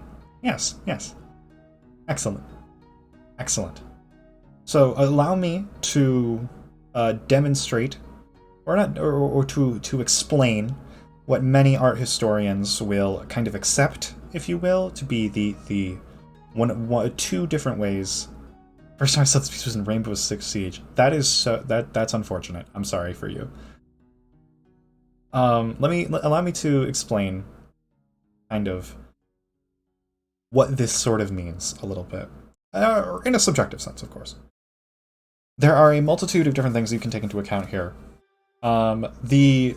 First off, there's the idea of uncertainty. This was made in 1830 or 1831, which was roughly 60 years before the end of the Edo period, and it became increasingly apparent that it kind of was coming to an end. Of course, it would be a fair few years before it would actually end, but there is a degree of uncertainty in this piece politically. These people, these sailors here, let me zoom in here for you. These sailors, they are transporting fish or otherwise express cargo, and they are trying to get to Mount Fuji, which is the shore of Japan, of course. And what is represented by Mount Fuji in this case is the certainty of Japan. It is the wave here seemingly attacking with great claws, right? Look at the way that the sea foam curls into almost claw-like vicious apparatuses to do harm unto these poor sailors here. It seems as though something that is so typically integral to Japanese life in the sea is literally beginning to attack them. The wave can be interpreted as the invasion ideologically of the West. Because remember, the Edo period is a time of pretty big nationalism for a lot of Japanese. Not just rulers, but people too. People were really about Japanese culture. And while they took various things from the West that they thought were useful, typically people wanted to keep their own thing going. Right? So, this is where we see this kind of uncertainty. Will the sea itself come and swallow up the Japanese before they can make it back to their ideological remains? Will they be able to keep that? Mount Fuji in this can represent that ideological basis, being far off when you're at sea, when you're lost in this uncertainty. So there's a political aspect to this art. There is also the idea of Japan facing an uncertain future as well.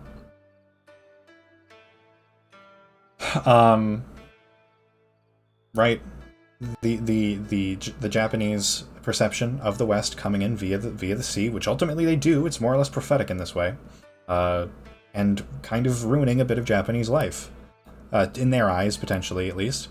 So in some ways, it is a nationalistic piece, but it can mean many things to many people.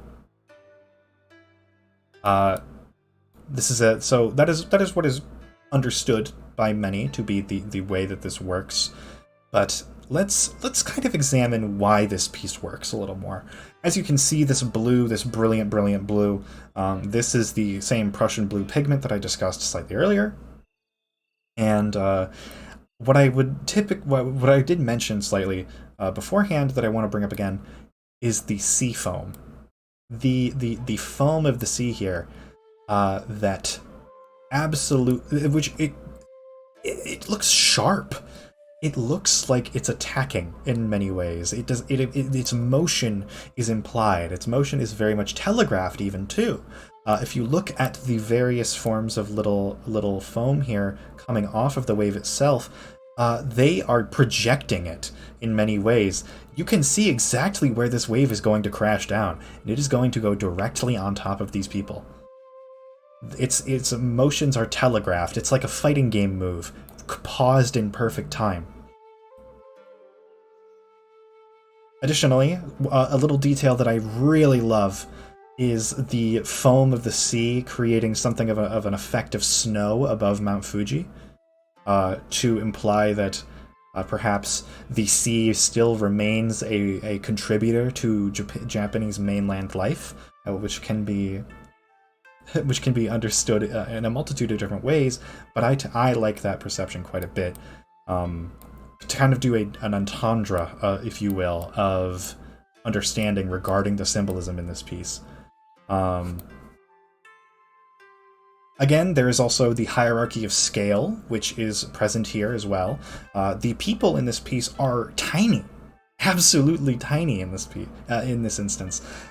They are dwarfed by this wave.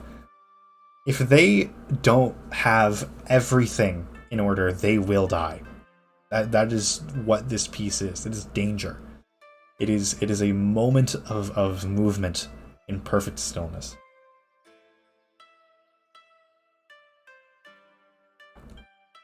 But so, of course, there are a number of metatextual things about this piece as well.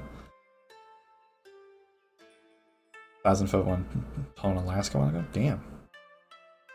There's a metatextual aspect to this piece. Despite this piece being very, very, even from a meaning standpoint, very, very tied to Japan and what Japan holds dear, it is a product of a mixture of Western and Japanese convention, of course. Which I think is kind of interesting, personally. I think that's fun. I really love that about it, in some ways. That Hokusai, even in this instance, is using what he knows and what resonates with him to make a piece like this. Many consider it his masterpiece. Whether that's confirmation bias is one thing, but maybe he has other work that's better. Maybe he has different work that he himself would say is a masterpiece over this one. But a lot of people recognize it, and this piece in particular, actually, had over 5,000 versions of it produced. This was made over 5,000 times, up to like 8,000 times, so people have speculated, but really not a lot of them remain, unfortunately. I just really enjoy this piece as well. Let me make sure that I've... So, yes, of course. There, again, to bring up hierarchy of scale, there's the wave being the largest, the people being the second most important aspect, and then, of course, the tiny Mount Fuji off in the distance to demonstrate a degree of helplessness. Again, the focus is on line and color, very, very clearly. The line of this piece brings you up, it brings you down, it crashes you through the image much like a wave would. It is a lovely way to look at it. But so, of course, does anyone have any questions, any other thoughts regarding the Great Wave? Because this is his probably one of his most important things. I'm gonna be honest with you.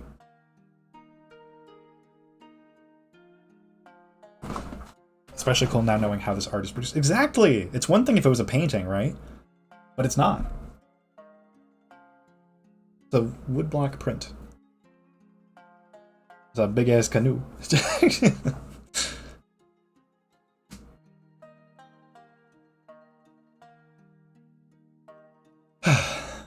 I hate to cut this short, but we do have 35 other views of Mount Fuji to look at, unfortunately. Well, not unfortunately, but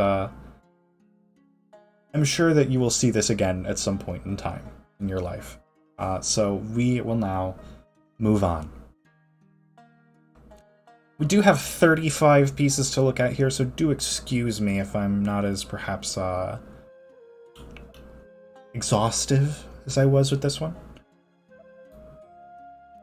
This is another extremely well-known piece from the set. This is Find Win, Clear Weather, otherwise known as Red Fuji. The gradient on this one is particularly standout to me, as well as that Prussian blue sky. Look at that. Beautiful. The gradient between red and green here is really, really lovely. And it's just a stark reminder of, like, strength. It's not lava, that's snow. It's my favorite Gorillaz song. Yes, I quite like this piece quite a bit. It gives a degree of just strength. It is stark. Reminds you of their older works with all the red. Yes, red was used very, very frequently earlier on, but he's kind of bringing it back a little bit. Much more blue, though. Much, much more blue, though. Simple but powerful. Stark. Exactly. Bright colors throughout the whole thing. Something I'd like to point out about Hokusai particularly is that the man was obsessed with living a long time. He projected himself to live to 110. And it is said that Mount Fuji in some ways can provide eternal life. And at the age of 70, maybe he's making a kind of offering by becoming obsessed with Mount Fuji. It is kind of intimidating in some ways. Absolutely.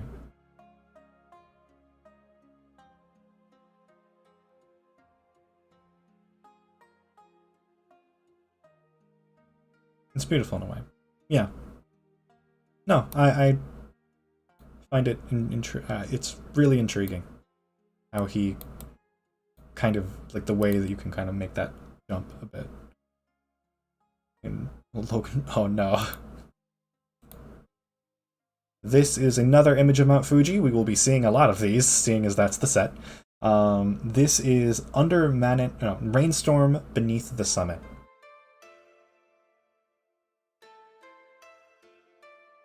The way the sky looks in this one, very intriguing to me.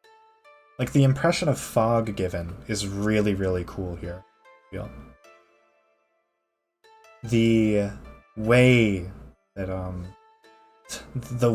the mountain itself is shaded in a rugged sense, and then the kind of white that permeates and clouds the colors of the clouds themselves to kind of make a sense of fog in some way, near the top. I didn't expect this bit to last more than one picture. And you're dropped on Spotify. Yes, this is a lovely piece yet again. Again, I apologize if I move a little quickly through these. There are 36 of them. Here is another piece of a bridge. You can see the 36 views of Mount Fuji aren't always just occupied with the mountain itself. They are frequently occupied with the life of people in Japan, which does kind of support the nationalist sentiment about the Great Wave and the 36 views of Mount Fuji in general, is that they are a celebration in some capacity of Japan. It's kind of a love letter in some ways to life in Edo and nearby. This piece is under Menin Bridge at Fukugawa. There's just people living their lives, and Mount Fuji is in the background, starkly watching over them. The image of strength portrayed in the previous images, now silently watching over these people. This peaceful, lovely little scene. This is not a good place to live. This is true. Here's another one with kind of a similar theme. This is Surugarai in Edo. This is right in his hometown. Where it goes real with the water. Yes, his use of green is also very nice. Particularly because I'm pretty sure he actually mixed some of this Prussian blue, the blue in question here, with the green. He's doing very, very interesting work regarding the green and with the blue as well. Yet again, similar to that one about the temple, I forget exactly its name at the moment, but the juxtaposition between big, wavy, naturalistic images and kind of flat, angled imagery regarding the architecture of the time demonstrates a degree of coexistence in some ways. It's peaceful, yet again. These people are living their lives, and they are being captured here.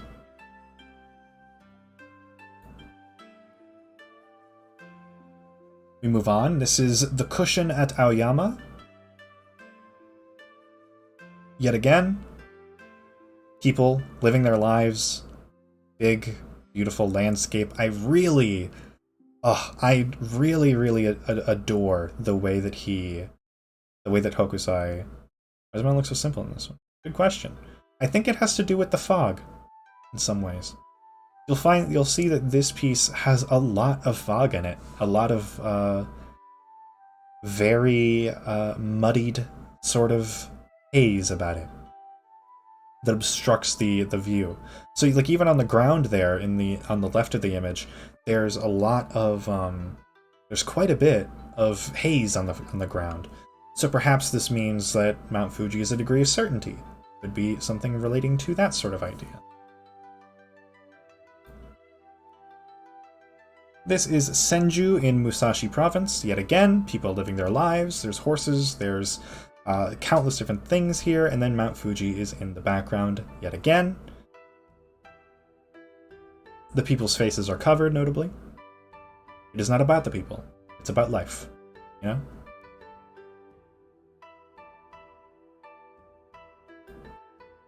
We move forward again. This is the Jewel River in Musashi Province. This one is also pretty famous as well. It's just a guy crossing a river. There's a certain degree of peace to all of these landscapes. Looking like a pig or something. So I think it's a horse. We move forward. Inume Pass at Kai Province. And yet again, another... You'll rarely find that these images don't have people. Even if they are landscapes, they are about people. It's about life. The last one looks the most flat colors. Not a bad thing to say. Yeah. Some of these are less celebrated than others, which is to be expected. There's 36 of them. So, yeah, we see here the same sort of vibe. There's a reason that these are in a set. You will find that if you look at an entire set of this work, that a lot of it kind of looks similar thematically, for a number of reasons. There's only so many ways you can do the idea, but he does the idea in a lot of different ways that are interesting to look at. This is the 10th piece here. Let me really quickly... This is Fuji View Plain in Owari Province. It's very small, but it's still there. Guy making a big barrel. How fun. Use of yellow in this one. We don't typically see yellow.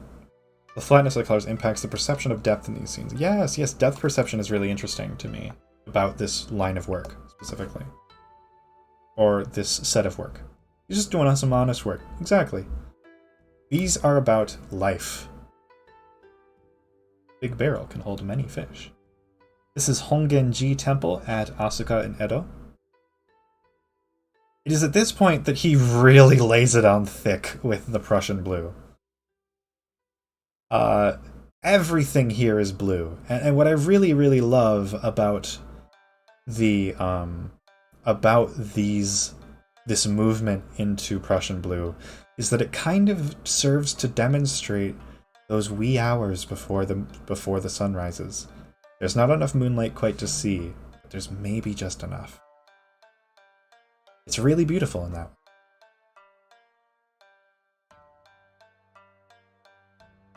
I really, really like these ones that are largely permutations of the same shades of blue. I think that's incredibly impressive. Like the Edo version was limited color palette change. A little bit, yeah. It was also because I think he had, not quite like a brand deal with it, but like, he got a lot of it. And the commissioner, because this was commissioned work, of course, that kind of was like, hey, make some shit. And he was like, okay, sure, cool. He had a pretty big degree of creative freedom. He always does. But in this case, he was just kind of let do whatever he wanted as long as he used some Prussian blue. And use it he did. We move forward once more. Yet another. This one is entirely blue. The outlines of the piece itself, not even actually being... They're not even using black in this, which is typically what happens. You know, is they use black to outline things. There is no black here. It is all blue. And that's really impressive. To be able to consistently demonstrate depth and scale and a multitude of like every other artistic convention, to maintain it with just one color is incredibly impressive to me. Because the juxtaposition of things becomes much harder. The use of negative space is very, very apparent. Like, this water is white. The water isn't blue, the water's white. But it makes sense, because everything else is blue. It is this sort of thing, when you look at the abstraction of his work, that really, really impresses me. But so this one is Tsukuda-jima in Musashi Province. These are mostly all named after places. This is 7 Mile Beach in Sagami Province.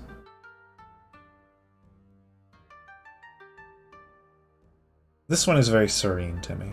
I like this one quite a bit.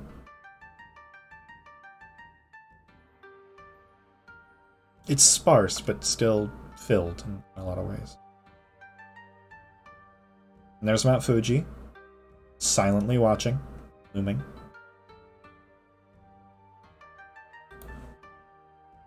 Ooh, we have some animals here. Lovely. Umezawa Manor in Sagami Province.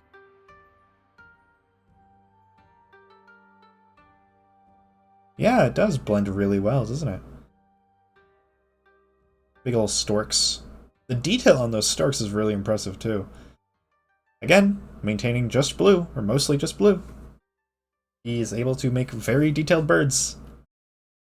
That's one so far, maybe. It's pretty... I like this one quite a bit as well. It uses its other colors a bit... it uses them very... Yeah, I figured PK. It uses its other colors very effectively. Like, the yellow juxtaposes the rest of it just enough to ground it. Here's another very famous piece. This is, Kajikazawa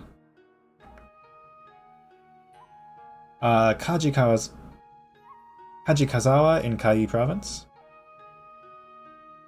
This is a man fishing. Again, just blue. And yet again, you will see, if you look down, that's water. Look at the way that the water works here. In some ways, it's interesting. He has a little bit of a pointillist sentiment, despite the fact that pointillism could not have possibly gotten there in this time period. He's kind of inventing a little bit. But even though that's like barely possible with this art form, Mountain really, really blends into this one. Yeah, no, it's hardly there.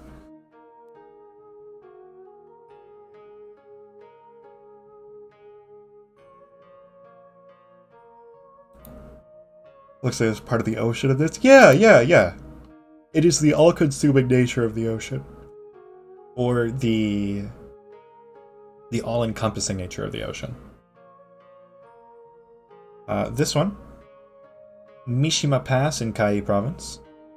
Some people with a big tree. I really like the detail on the tree. I like the detail on the shrubbery nearby as well. I like the way that the mountain is kind of juxtaposed on itself. Isn't really noticeable. Sometimes it's the most noticeable thing around, but it's always there.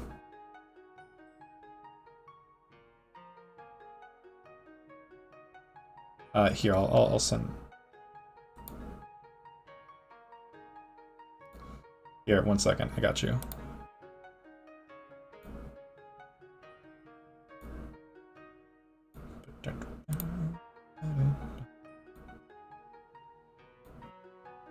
Here, 1 second.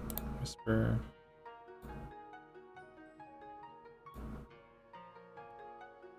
Okay. Where was I? I lost my train of thought briefly. Okay. Where were we? Yes, Mishima Pass. I like how the mountain is done.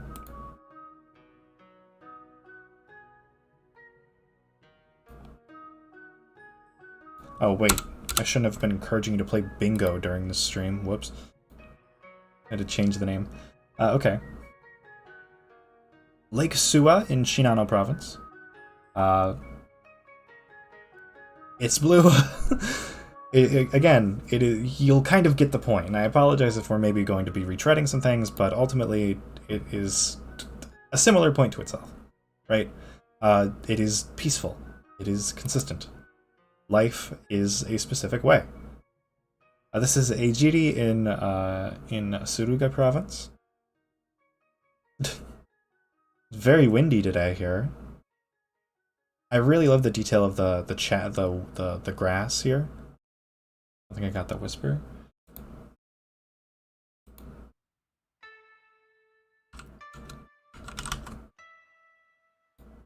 Oh, here we go. There you go. I didn't go through for some reason. There you go. You should have gotten it now. Okay. I like this one quite a bit. I think this one's fun.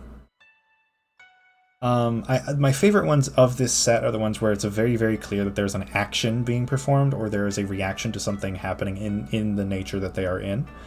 Of course, I do like the ones that are very peaceful, but this set, more than being about peace, is about interaction with nature. We've seen interaction with water, we're now seeing interaction with air. I'm unsure if there's anything about like fire or whatnot, but right, we've seen interaction with earth actually as well. If we look at the art, the art depicting agriculture, not the paper, not the paper. We're about halfway through the set now. This is in the mountains of the Totomi province. People making some stuff, doing some things, chopping some. They're you know, ultimately performing construction. It has an interesting line about it to me. This one is also very famous. This is Ushibori in Hitachi province. Yes, this one is rather important. The way that it's so... Like, this is one of the largest structures in one of these that we've seen that's man-made. It really kind of has a certain impression about it, right? This boat in this kind of swampy area. Really interesting to me. The way that the line kind of behaves as well, very cool. Very cool. Exactly, it's very hard to parse where water is in this case. Which speaks to the importance of, yeah, right? It does. It speaks to the importance of water in this society, right? You're flying are below the boat. Right, right. Big boat, apparently. Maybe they just took off, it would seem.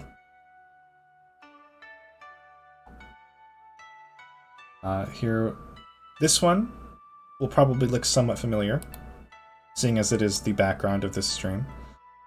This is the Mitsui shop at Suguro-cho in Edo.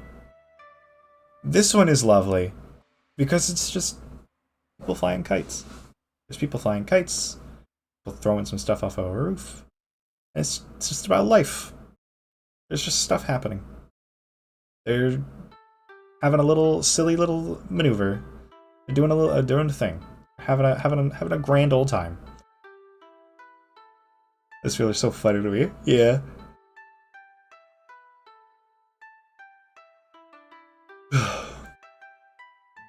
I like this one quite a bit. An action show from a Peanuts comic. Like, they're so animated. Yeah, yeah. I like your look at this. It's good. I like the way you're looking at this. We continue. This is viewing sunset over Ryogoku Bridge. I really like the yellow boat here. As much as hang on.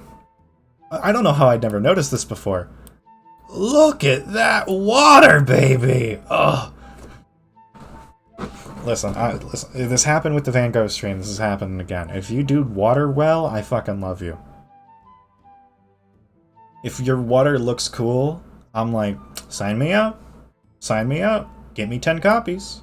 Give me 10 copies. I will not pay because I am a thief, but I will get them. Yes, look at that. That's excellent. I love that.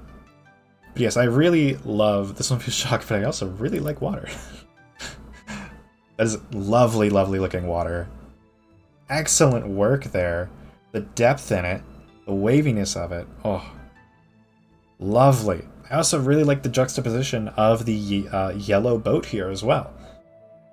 I always really appreciate the limited color palette of these pieces. Typically, they are restricted to less than 5 colors. Partially for likely reproduction purposes, but also because it kind of looks good, doesn't it? It highlights the simplicity of nature. And that there are many, many things that can come from that simplicity. An understanding of it as well.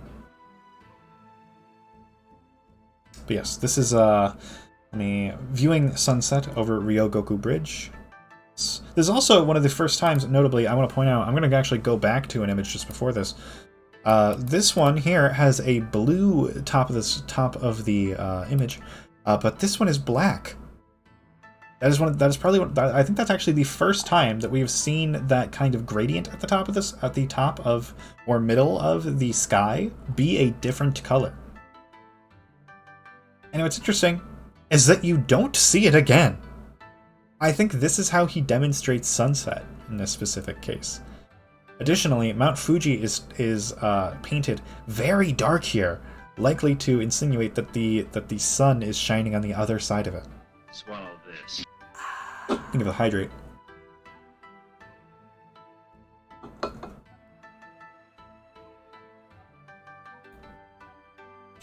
We move on. Sazai Hall of the Temple of the 500 Arhats. They're almost time agnostic, I might say. Yeah, no, I agree with that. That one specifically has a specific name that would refer to it, though. Look at these people. Just looking out at the lake and at Mount Fuji.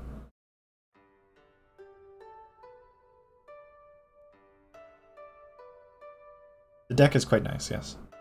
It's more intricate than it's almost deceivingly intricate, right? It looks very simple at a glance, but you look into it a little bit more. It's the lack of shading. It's the flatness of it, I think, that does that. Definitely, yeah.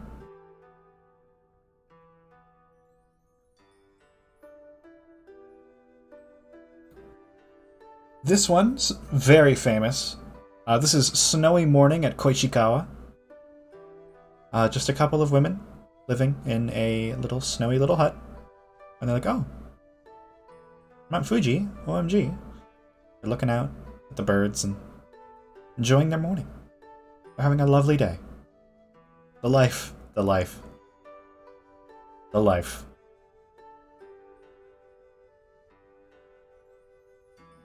The snow-capped fields of everything. Again, with the interest of nature, it kind of serves to highlight, of course, the way that things look as time goes on. This is far more white than any of the others. Or not any of the others, but many of the others. And even the sky here is juxtaposed against the ground by being a lot more blue than in other images. Frequently, the sky becomes just kind of white in these, because it's implied that it's blue. But in this image, it is actually very blue.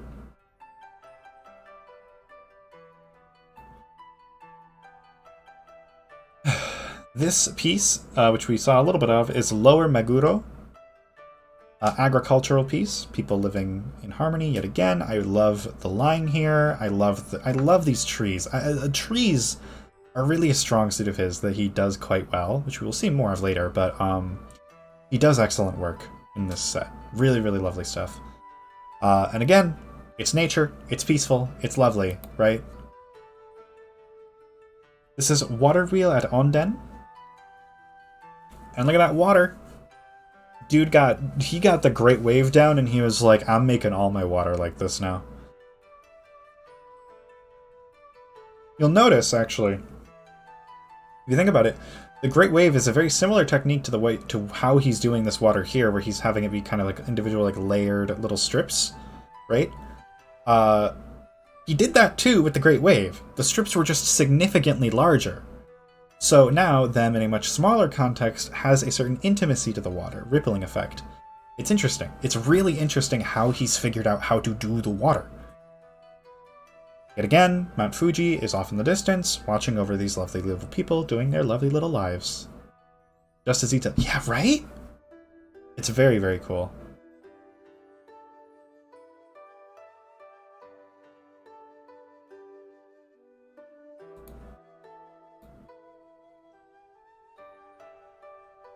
Yet another piece. This is Enoshima in Sagami Province.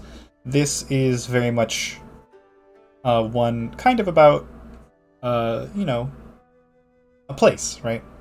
There's a bit of a land bridge of sorts. There was more detail than everything else in the last pick, right? Yeah. I think there is something to be said about the importance of water to society that's being highlighted. kind of by the attention given to water. But yes, a lovely little town scene. Mount Fuji watches over yet again. Like a stellar postcard. Yeah. Absolutely. This one has a very kind of stark kind of intrigue to it. This is Tago Bay near Eijiri on the Tokaido. This is a river, this is not a sea or anything, but water yet again. We love water, big water fans. Once more, the haze of it, the golden haze, overlooking this journey. In some ways, the golden haze matching the way that the color of the boats is interesting, because it kind of reminds you of like, this is a man-made thing, and man-made things come from the land, and they are venturing out into something that is very inconsistent with them, right? Water and the nature of it is risky. I think what this does, especially like the way that the boats are angled, serves to demonstrate risk. They are leaving behind briefly what is safe in the mainland. The little tents, the buildings, right? All that's there. They are now here in danger for some purpose. It's Tago Bay near Eijiri on the Tokaido. I already said that. This is Yoshida on the Tokaido. This is another place that is on the river. Just a lovely little stop with some lovely little people doing some lovely little things. Again, this set is about life. Life, society, the color blue, water, the importance of water. There are a number of different themes present in the 36 Views of Mount Fuji. The strength of ideology in Japan, that's another thing that's very much represented in this set. There are many, many things that are consistent with this. This is At Sea off Kazusa. This is an even smaller Mount Fuji than we've seen in the Great Wave, but these are doing fine. These are just some dudes. Notably, I want to point out, he frequently uses the color red to represent wood, or otherwise consistent structures that should not move. This, I think, kind of it serves to demonstrate a degree of... This kind of serves to demonstrate... Hang on, my headphones just turned off randomly. Love it. This serves to demonstrate a degree of...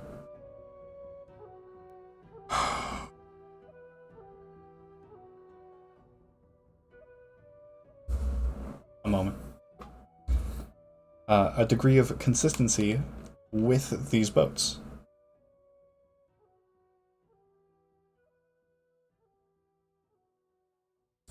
Right, like these are not shakeable. And we kind of tell that through his color language.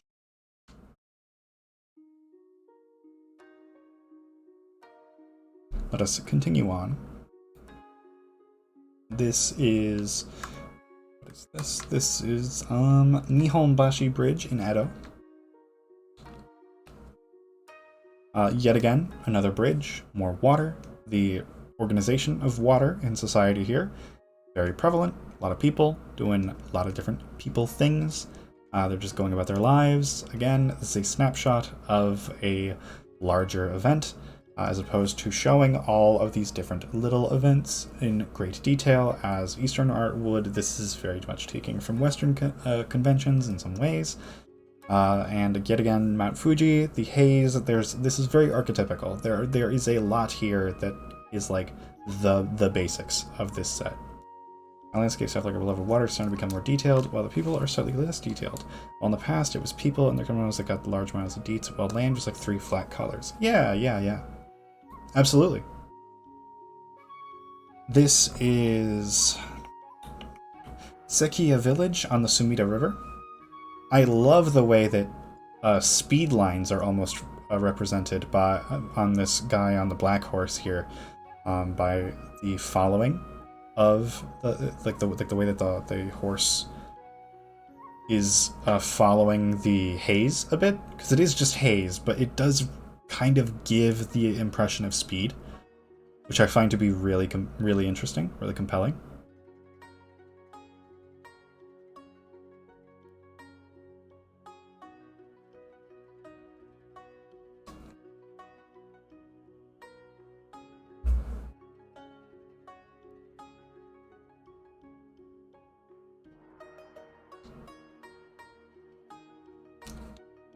That was an ad.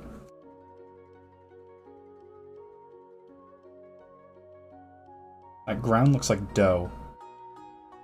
Yeah, it does, doesn't it? Very lumpy. Some mountain looks like red velvet. It is a very strong red. It's been a minute since we saw one of these very, very strong reds in one of these pieces. I'm very happy about that. I do like a very strong red, personally.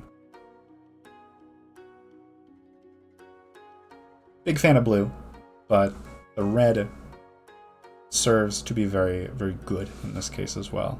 We also don't typically see people who are potentially, like, warriors. No, you cannot eat the art.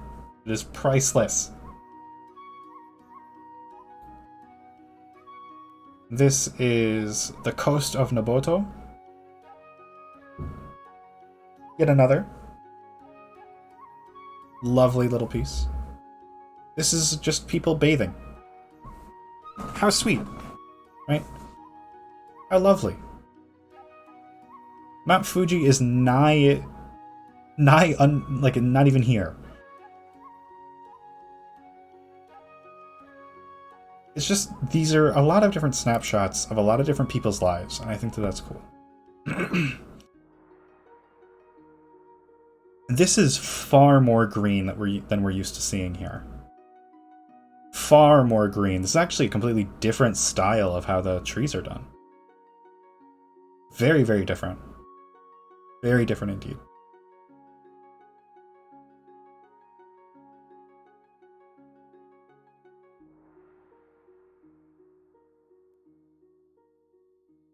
My evil sorcerer type shit right now. Okay.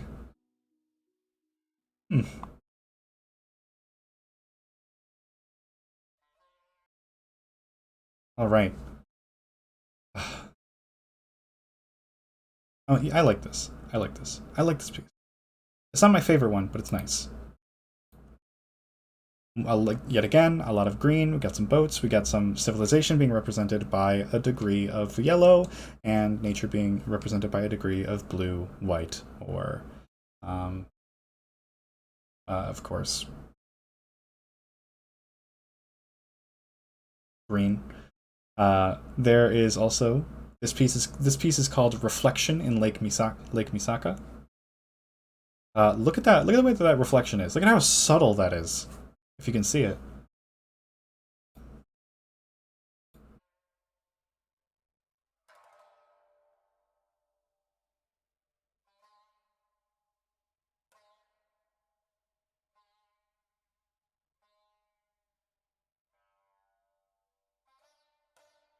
Pardon me.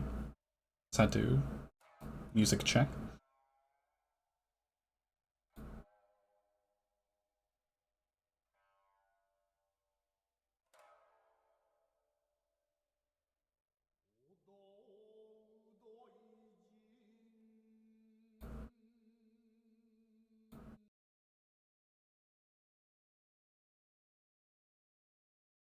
One moment.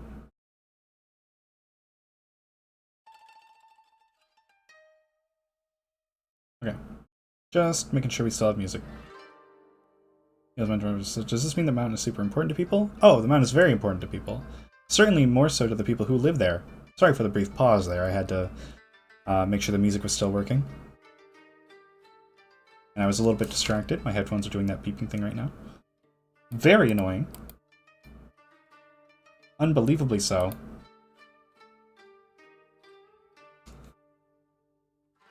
We are about to reach the end of this set, though, in the Hodogaya on the Tokaido. This is the final piece in the set. There is actually 10 more pieces in this set as well that were released after the fact because it was so popular. This entire set was so popular that he was like, what's 10 more in a set of 36?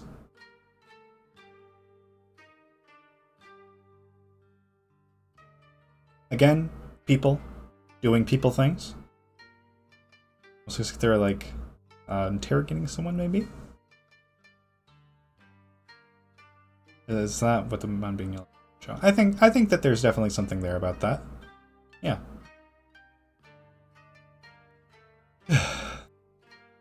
All right. With that, everyone, we have now seen all of the major pieces of the 36 views of Mount Fuji.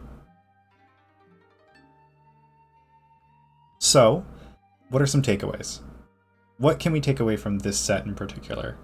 There are themes of nationalism, themes of naturalism in the importance of nature. There are themes regarding the importance of water to society. There are themes of coexistence with nature, coexistence with other people, society in general. There is a lot. The demonstration of Japanese ideals in all things, so that even in all aspects of the society, Mount Fuji remains true. And if Mount Fuji is to imply ideological purity to some degree, or cultural purity, which is not exactly a term I like, but it could be what it means. That is what this set might be going for. So, this concludes our view of the 36 views of Mount Fuji. We are now approaching the end. By this point, it is 1831. He got a lot of work done in 1831. But he also got another set that I like to look at as well, done in 1831, and that is the set called Hyaku Monogatari, which means 100 ghost stories. Now, you might be saying, Pinch, are we going to look at an entire set of 100 images? No, we aren't. We are not. Do not worry, because despite the fact that it's called 100 ghost stories, there's actually only 5. A lot of this work you will probably have seen before.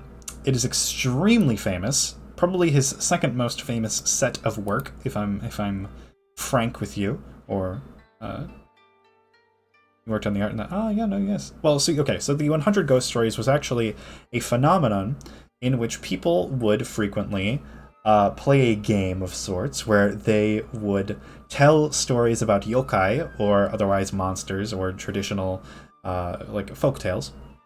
They would tell these stories to one another, and ultimately, what would happen is they would blow out a candle for each story they finished.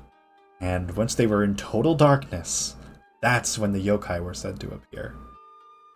So this silly little Bloody Mary kind of game was very popular, and frequently artists got commissioned to make art or otherwise imagery that would assist in the telling of these stories.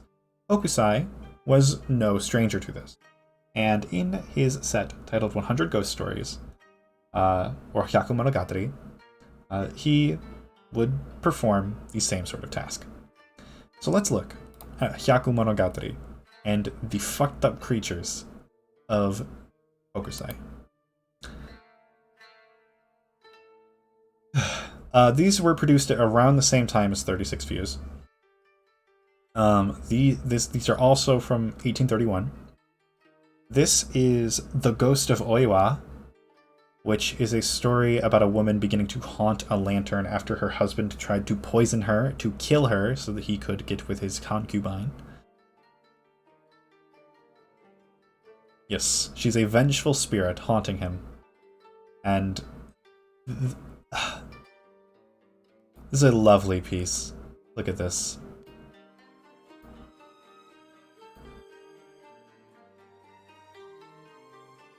"100 stories." Right? Yeah, but it typically the set itself is referred to as Hyaku Monogatari. So I don't know, like, and it's not normal stories, they're all ghost stories, so that's what I saw at the very least. I know that the direct translation doesn't necessarily support that, but like the set is titled 100 Ghost Stories, so it's kind of tough. Yeah.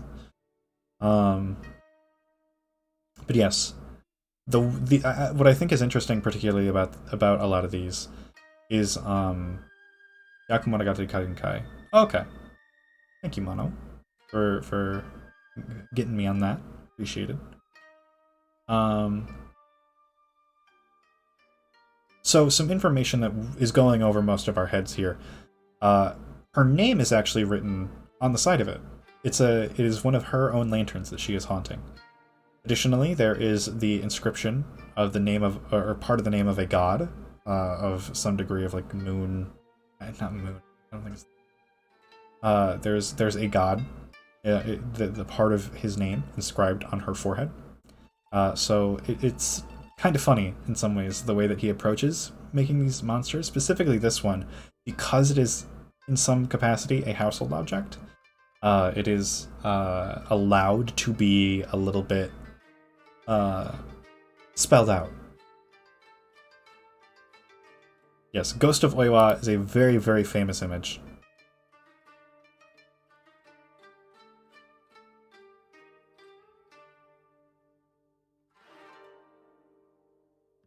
It's doing beeping again? Please stop. Okay, moving on. This is the Ghost of Kohara Koeiji. This is a guy who has just peered through a tent and is about to presumably give the people inside of the tent a very bad day. I really like the way this looks. The intrigue of the skull, and particularly the detail on the cranium, regarding how it specifically kind of reflects the way that the cranium is structured, is interesting to me. It's very cool to me that this skull actually has the detail of being multiple pieces, despite the... also, I love the impression of flesh. There is an impression of flesh given, like, by the inside of his mouth, and the bloodshot eyes. Like, this is really a good image. A very good image. Also, the slight transparency in the tent itself as well. This piece fucks. I really love this set, personally. For things like this. Okay, hold on. I just realized maybe that's a Buddhist one. That is not the other one. Let's point out.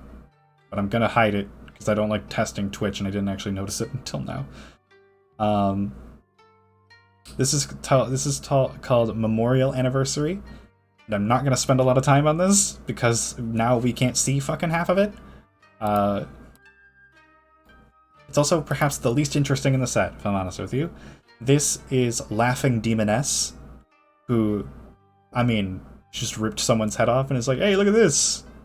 Just a very funny kind of image. It's like dark humor in some ways. Like, it's a dark, comedic look. Like, this is, like, that's why it's kind of scary. Like, this is like an Evil Dead. Oh, there was a swastika, but it was like a Buddhist one, but I didn't want to test anything.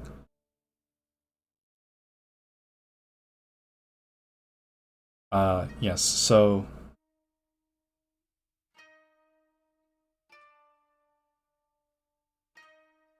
I really like a lot of the detailing in this one. The way her expression looks is just so twisted. I love the blood, the slight blood splatter around her mouth, too. The grotesqueness of every line on her body. It's very, very fun.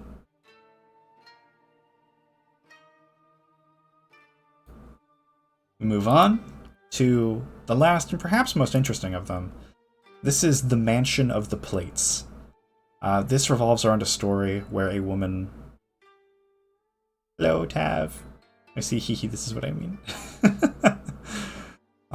This specific image revolves around... this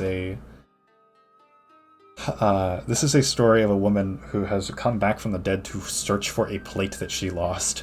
And she is represented by a ghost that is made up of a series of plates wrapped up in hair.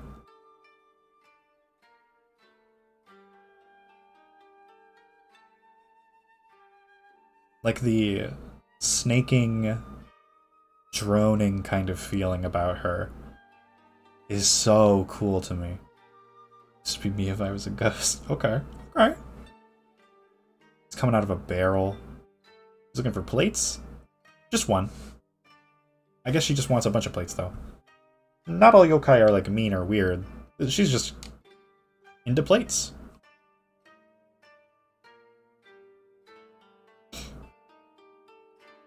But so, this now brings us to the end of this specific set.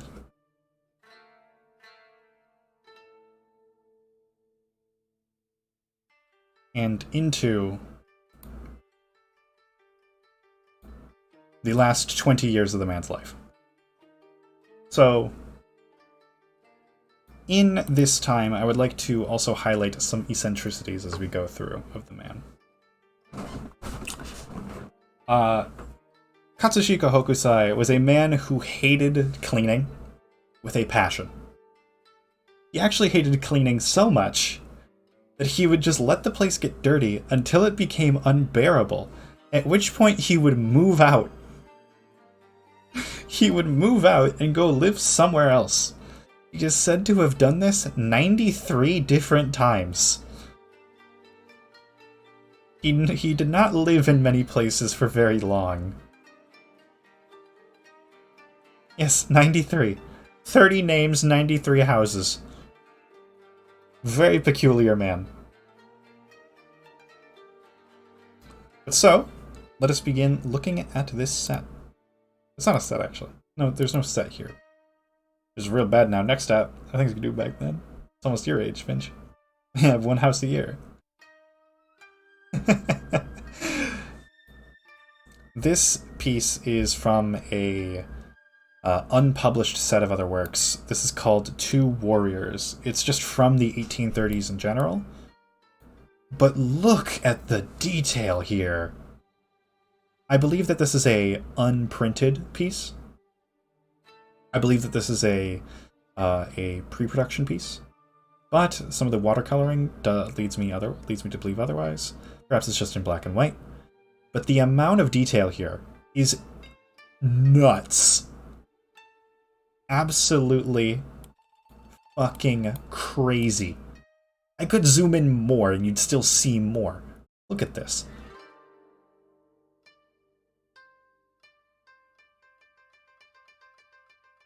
The beading on the armor. The speckling, the speckling of the horses.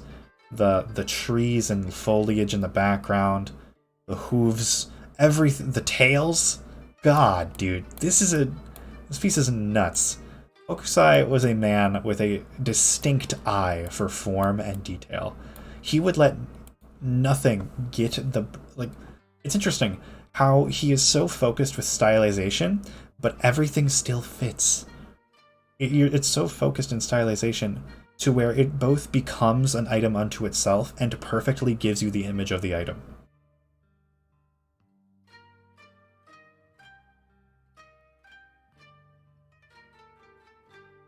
Yes, so this is Two Warriors, largely unpublished but impressive, so I wanted to show you.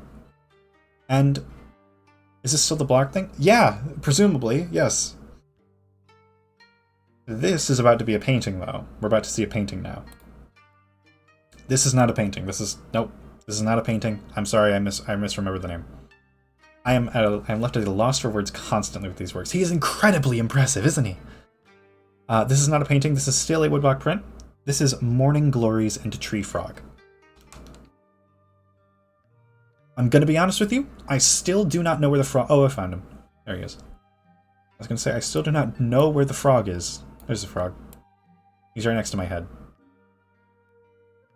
Frog.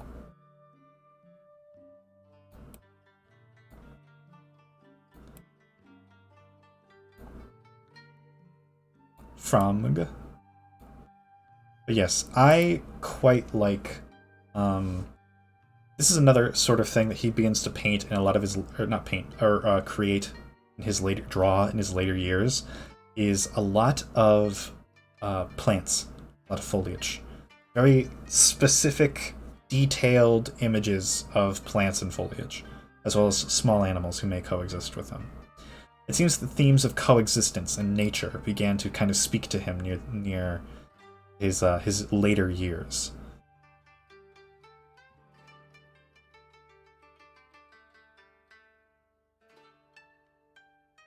So, additionally, allow me to tell you of another eccentricity of Hokusai here. He began each day with an exorcism of sorts, in which he would paint a Chinese lion, or shishi, on a piece of paper and throw it out a window to ward off evil spirits. He did that every morning. He would wake up, draw his shishi, and then throw it out the window. Why? Superstition, I suppose. Belief. But, just another thing he did. His daughter didn't do that. Katsushika Ue did not do that. But he did. Additionally, the man's name changes were very frequent, as we've said. The man had about 30 different names at various different points in time. That's a lot of names. Arguably too many names. Some might say, even for his time, people would frequently change pseudonyms or change their names, depending on who they worked for, or who their allegiances were aligned to, or otherwise things. But he did it more than anyone else did. Over 30 different names. At this point in time, his name was actually Itsu, or Itsu, or Iitsu. I'm just walking around and drawing, just yeet out the window. There's a little Mishishi. So, we now continue looking at some work. This is another of his incredibly impressive woodblock pieces. This is from 1832, yet again with that Prussian blue. This is from a set of waterfalls. Again, water. What's it with this man and water and being impressive and well known? This is the Falling Mist waterfall at Mount Kurokami.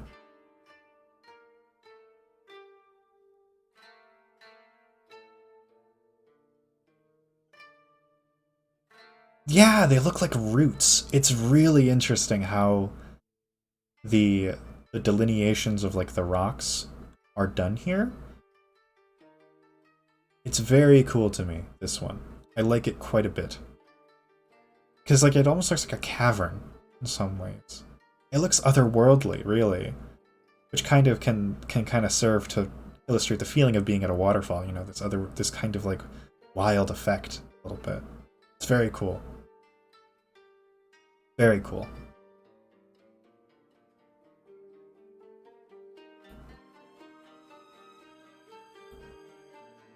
Moving forward slightly, we will reach here. This is yet another waterfall. This is the Amida Falls in the far reaches of the Kisokaido Road. Yet another waterfall. Look at that moon. That moon reflection in the water. Oh.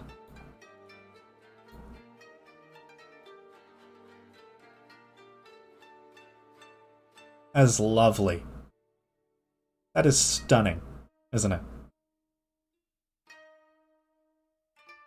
I also quite like the kind of muted green a little bit here. It's nice, the yellowish green.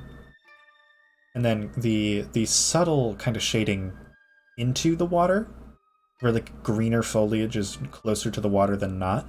So that way the impression of like where the pool of water begins and ends is a little bit different. It's very cool in this way. Yes, the way that Hokusai perceived the naturalistic world is really interesting to me. Because he then depicts it in such fantastical ways, really.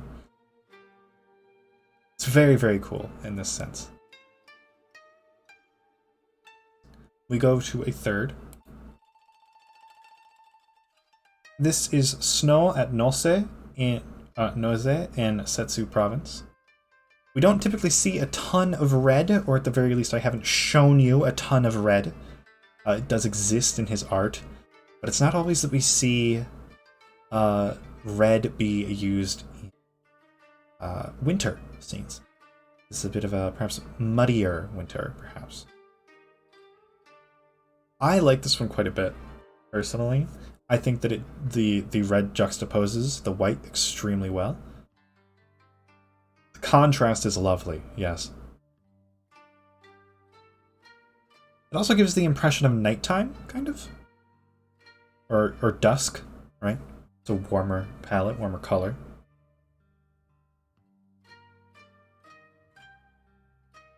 Yes. No. Really quite... I also love the almost hatching feeling, or wood grain feeling of the sky here. It gives an impression of wind that I like quite a bit. Makes it really feel like there's a storm going on, of sorts. It's also just people living their lives, represented by the little hats, the little straw hat.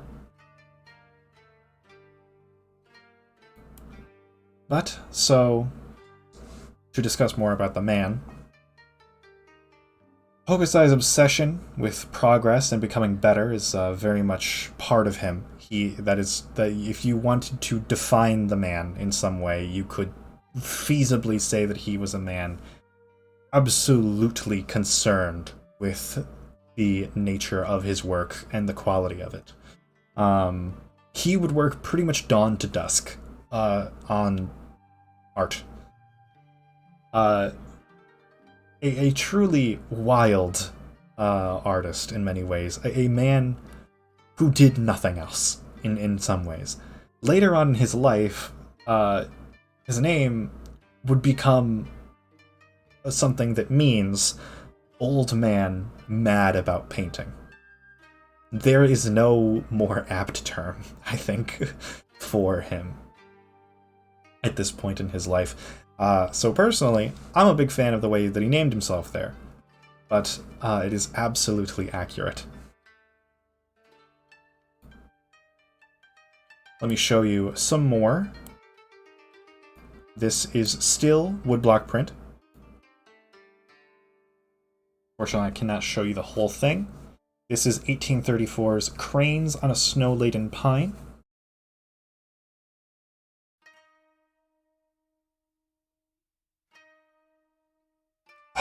Yes, the feather detail is lovely.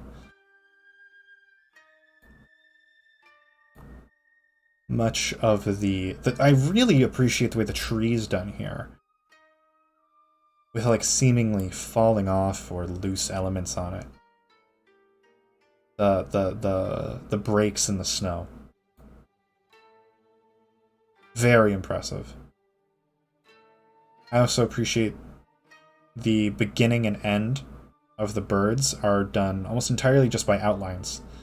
In this piece, it seems as though what is outlined is living, or more active, perhaps, and everything else does not have an outline. It's just color, which is not typical of this style. Outlines are very, very prevalent. So it almost appears as though he's moving towards slightly more painterly aspects wherever it's possible within this work, because he's now got a degree of clout that is unlike any other at the time. He is known by everyone. Everyone wants his work. He has the opportunity, more or less, to do whatever he wants a little bit.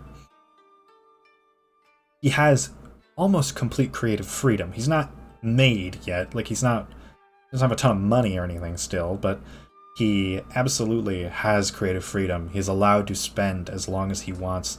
At the time for not only a relationship but a kid, especially with the whole 93 different homes things, or do we not really know? Oh, his wife died. Both of them, actually.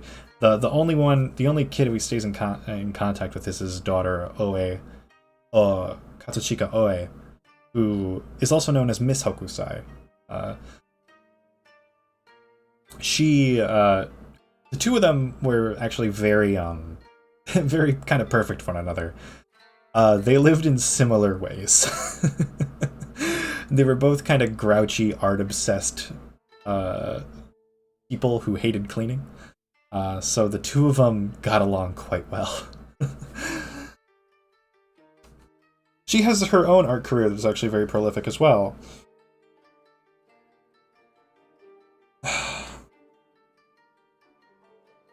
So to move forward slightly, this is Hawk and Cherry Blossoms.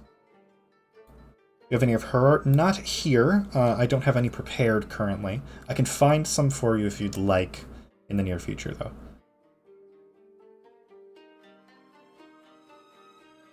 Yet again, that which is active is outlined more aggressively. The detail on this hawk with the stylization as well.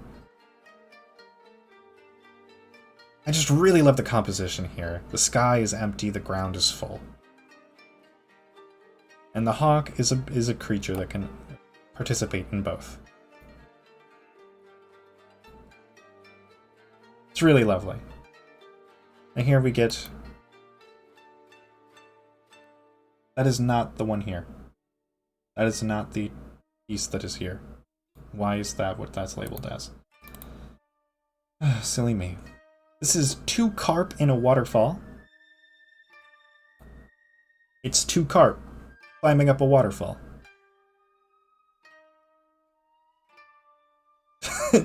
I don't really know what to tell you. It's much the same. You know, it's very good water.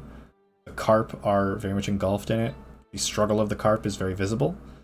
They almost look too big in some ways. They look like supersized carp, right? Them carp's on a mission to climb. Exactly. They gotta climb. And good for them. But yes, to discuss the artist a little bit more, yet again. So he had some odd... Here, actually, let's hit the next one. Let's hit the next one first. It is at this point, somewhat, that he actually moves toward painting. This is Frog climbing over a long tile.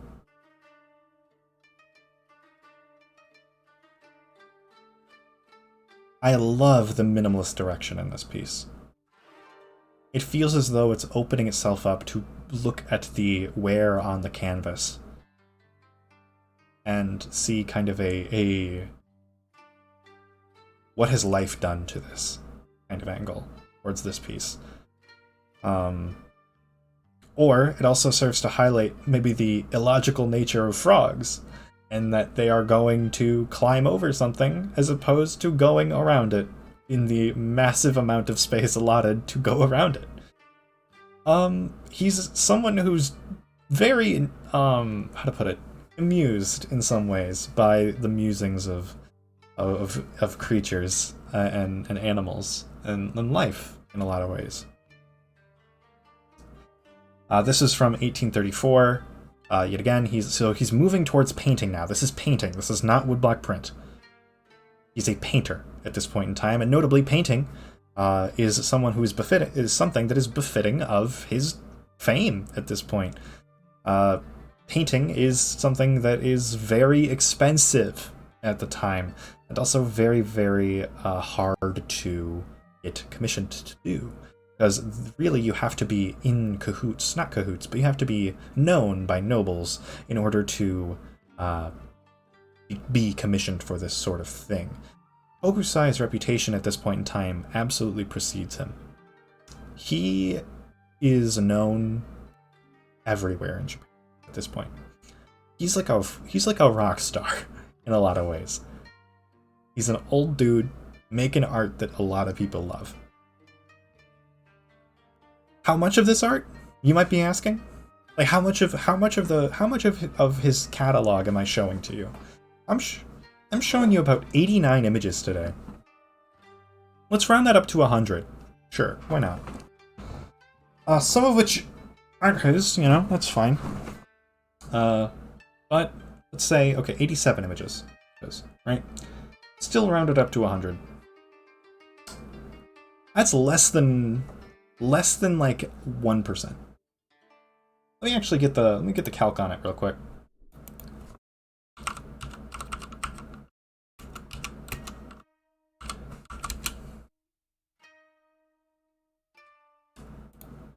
$87 divided by 30,000. Oh, how about 0.029% of his art?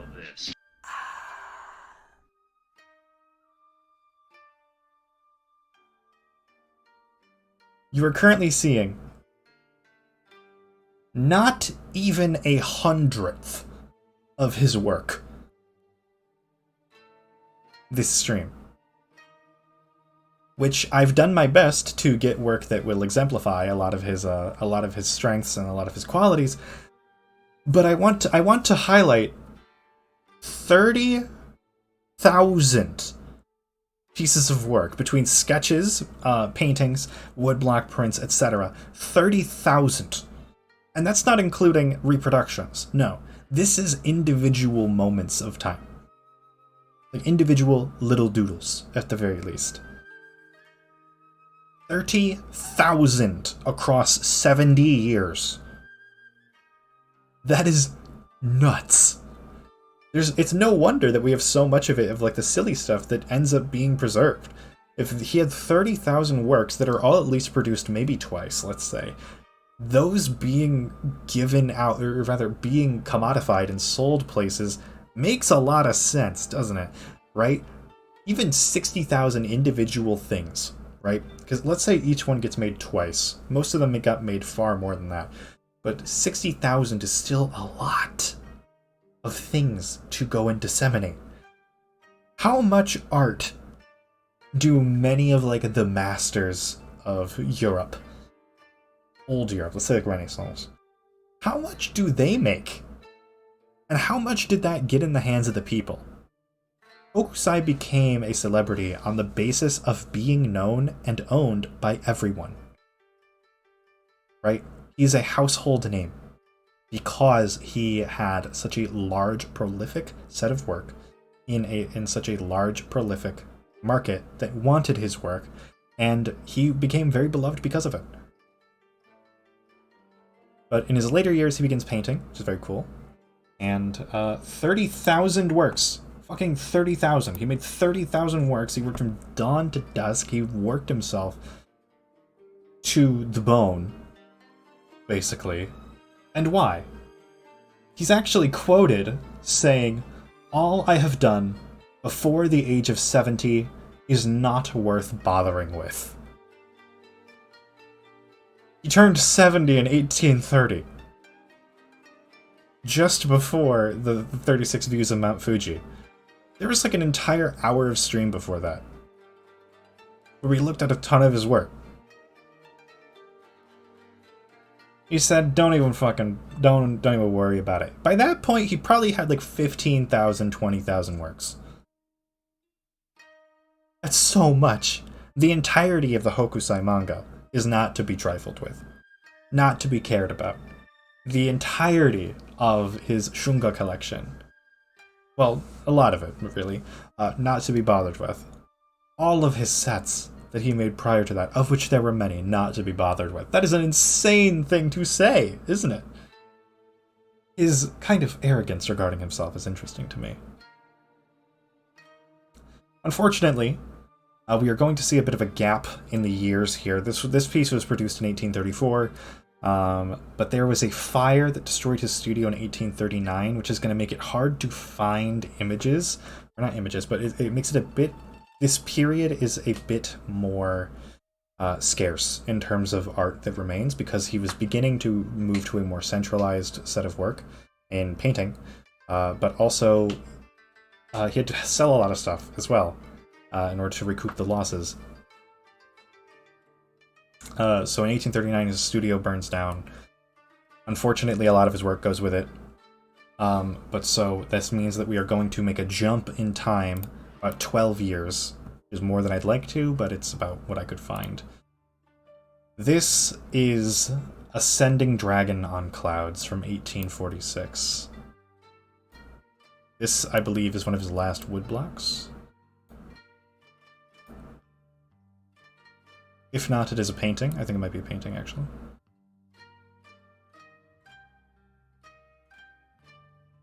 He has a number of different images, like this dragon, that are all kind of a dragon doing dragon things. I do have another one of these in here as well, momentarily. His talent for monster design and detail is absolutely coming in droves here. Look at that. That is stunning, isn't it? What I particularly love about this piece is the presence that the dragon gives on the clouds below. The clouds are made darker by its presence. It physically darkens the landscape near it, for its scale is so large.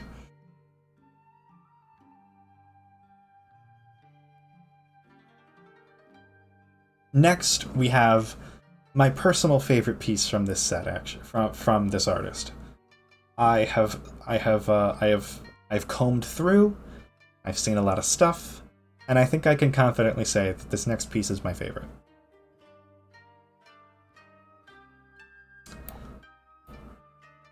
This is Raccoon Cooking a Meal from 1848. Look at it. Look at him. He's cooking.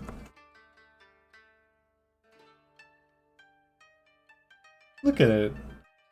This is so... Okay, but I promise that it's not just because it's a tanuki.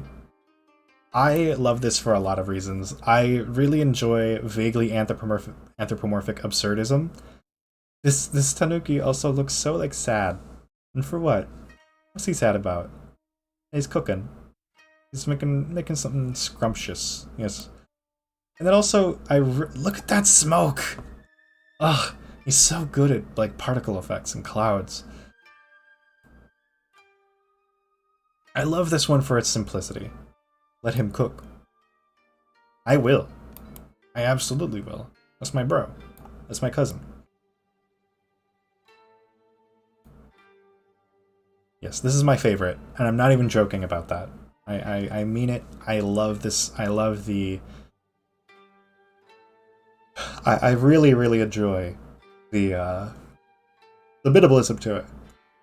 He clearly has a bit that he wants to do here, and he thought it'd be kind of funny if I had a raccoon and it cooked a meal, or a tanuki and it cooked a meal. I think that'd be cool. I think that'd be cute and funny, because I am a funny old man who does funny old man things and paints funny things. And, you know, I respect the fuck out of that. He is so in touch with the inherent absurdism of a lot of, like, the reverence of the culture, right? And this sort of thing of, like, you know, tanuki being little people, kind of, because, you know, that's just typically how they're, referred to, or depicted, rather. It's neat. It's interesting. And I love this piece. For more than just the obvious reason. So we go to the second to last piece we'll be looking at today. This is Dragon over Mount Fuji.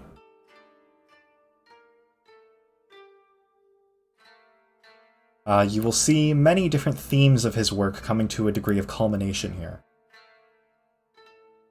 Of course, there's Mount Fuji, the eternal life-giving and excellent spire of ideology, as well as the dragon, of course, from his much later work. He painted the dragon a fair few times. The dragon imposing itself. Look at the size of the dragon in comparison to Mount Fuji here. And it looks like it's behind it, no less, too. The absolute apocalyptic size of the dragon here. In some ways it evokes a fear of death. He is not a man who would very publicly say that he had a fear of dying. But he was a man who was preoccupied with living a long time. Which leads me to believe, in some capacities, that he really, really felt like his time was ticking. Which is unfortunate. He really made some excellent stuff in this period, in my opinion. Some of my favorite. There's a grave, sinister feeling to it. It has the same kind of DNA of a lot of the landscapes, but there is something off about it. There's something wrong.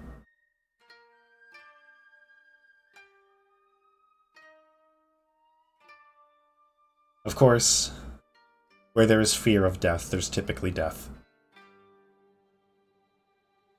This is ready for death swing or satisfied with life, but this artist seems eternally dissatisfied with his work. Where there is fear, there is death. Hokusai lived to the age of 88 and died in 1849, which is notably 38 years later than the average.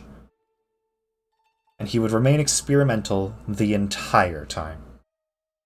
There would not be a day where he would not do something new in his art. He, however, would die penniless, as he paid off his grandson's gambling debts. He didn't seem to care much, though. He's kind of always been penniless. His tombstone and final pseudonym read Old Man About Painting. Right? Old Man Mad About Painting.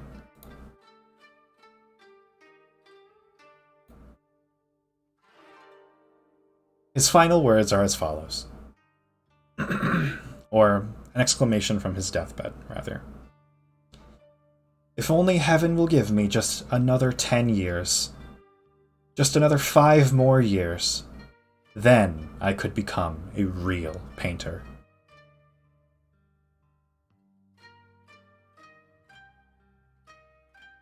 This is his final work. He painted until practically the day he died. This is 1849's Tiger in a Snowstorm. It is every bit as good as the rest of his work. There was never a fall. His peak was his end. Or to mention what Hokusai thought a real painter was. I don't think it existed. He actually had a certain preoccupation with becoming or equating to divinity in his painting. Let me see if I can't find the phrase on Hokusai's thoughts on living.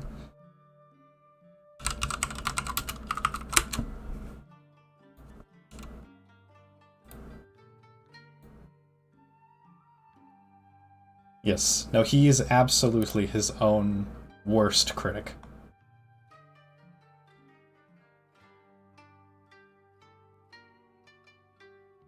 Here we go. Here is a quote from him. Until the age of 70, nothing I drew was worthy of notice. At 73 years, I was somewhat able to fathom the growth of plants and trees and the structure of birds, animals, insects, and fish.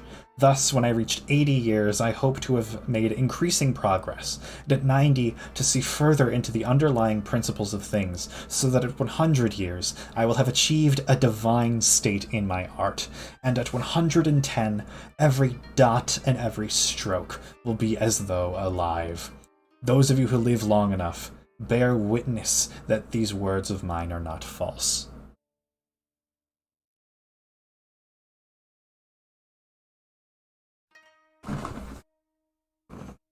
He was preoccupied with an idea of quality that wasn't possible. Not at the time, not feasible, certainly. And said by him, those words are so strikingly believable. Exactly. Here's the thing, though. I would argue he did. He just couldn't recognize it. His work is excellent. It's evocative. It's representative of everything that an entire nation can somewhat be surmised in. Or not necessarily surmised, but he can be... He is an icon unto himself. His work speaks for itself. It is not only popular, but it is good. It is compositionally sound. It is interesting. It is striking in form, in color, in context. And it was known by many. It was impactful to many. I would argue that yes, he could have gotten better if he lived longer, but where he died was not a bad place to die. Maybe for him, but for anyone else, maybe.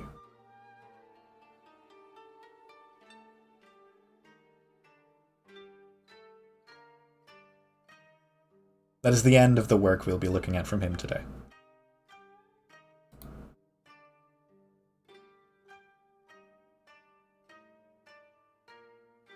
Yes, the Tiger in a Snowstorm is his last work. And he would never be satisfied. And how fitting that, how divinely glorious that he is immortalized most by his works from Mount Fuji. Exactly! He lives forever through art. That is the beauty of being an artist. Your art will probably outlive you. I'm assuming you can die.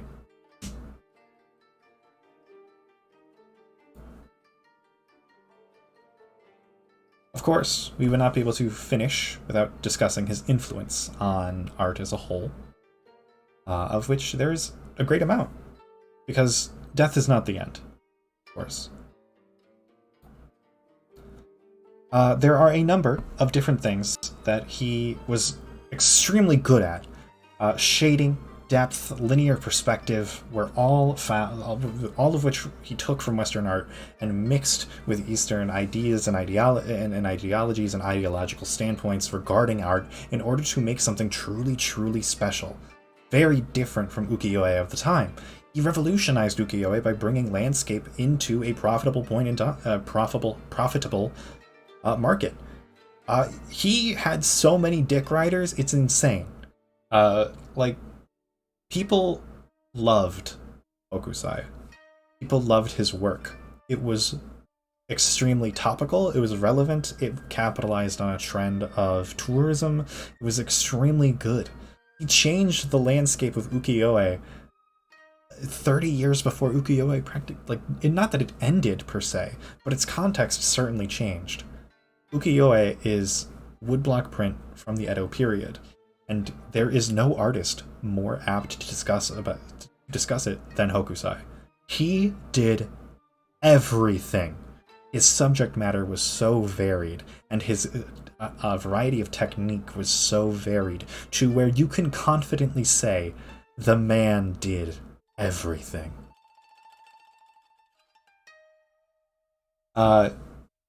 So, of course, there is a degree of there's a thought that I'd like to step back and present.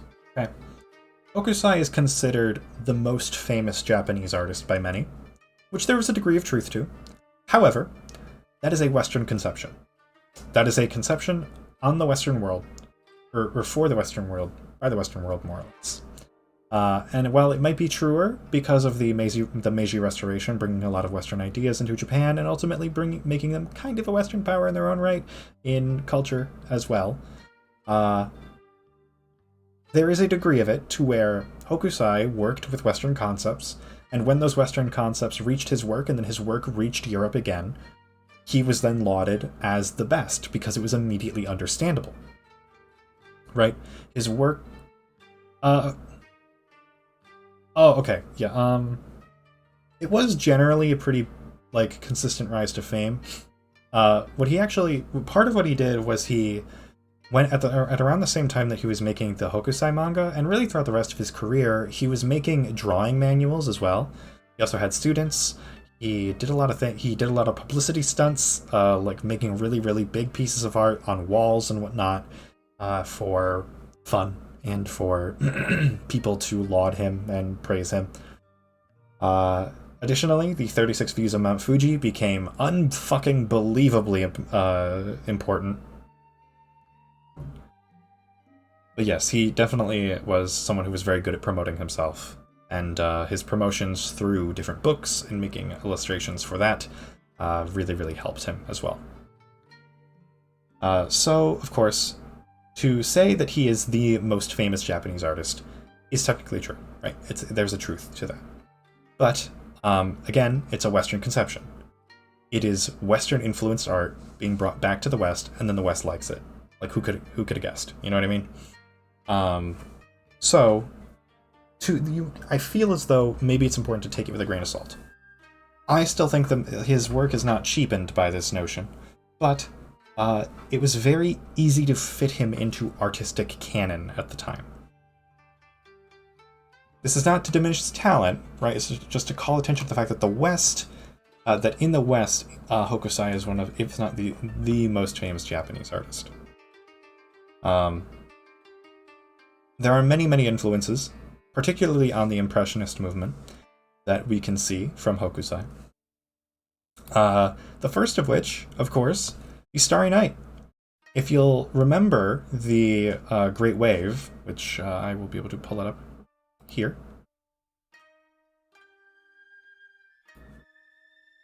What? Here. Frankly,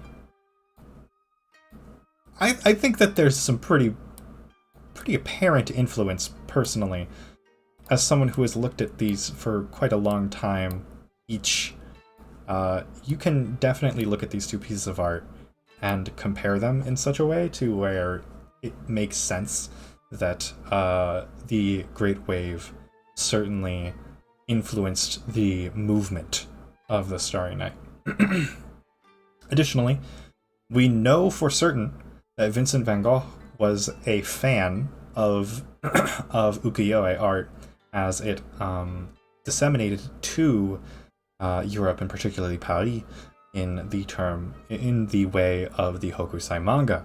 We know for certain that he had seen it. He absolutely had.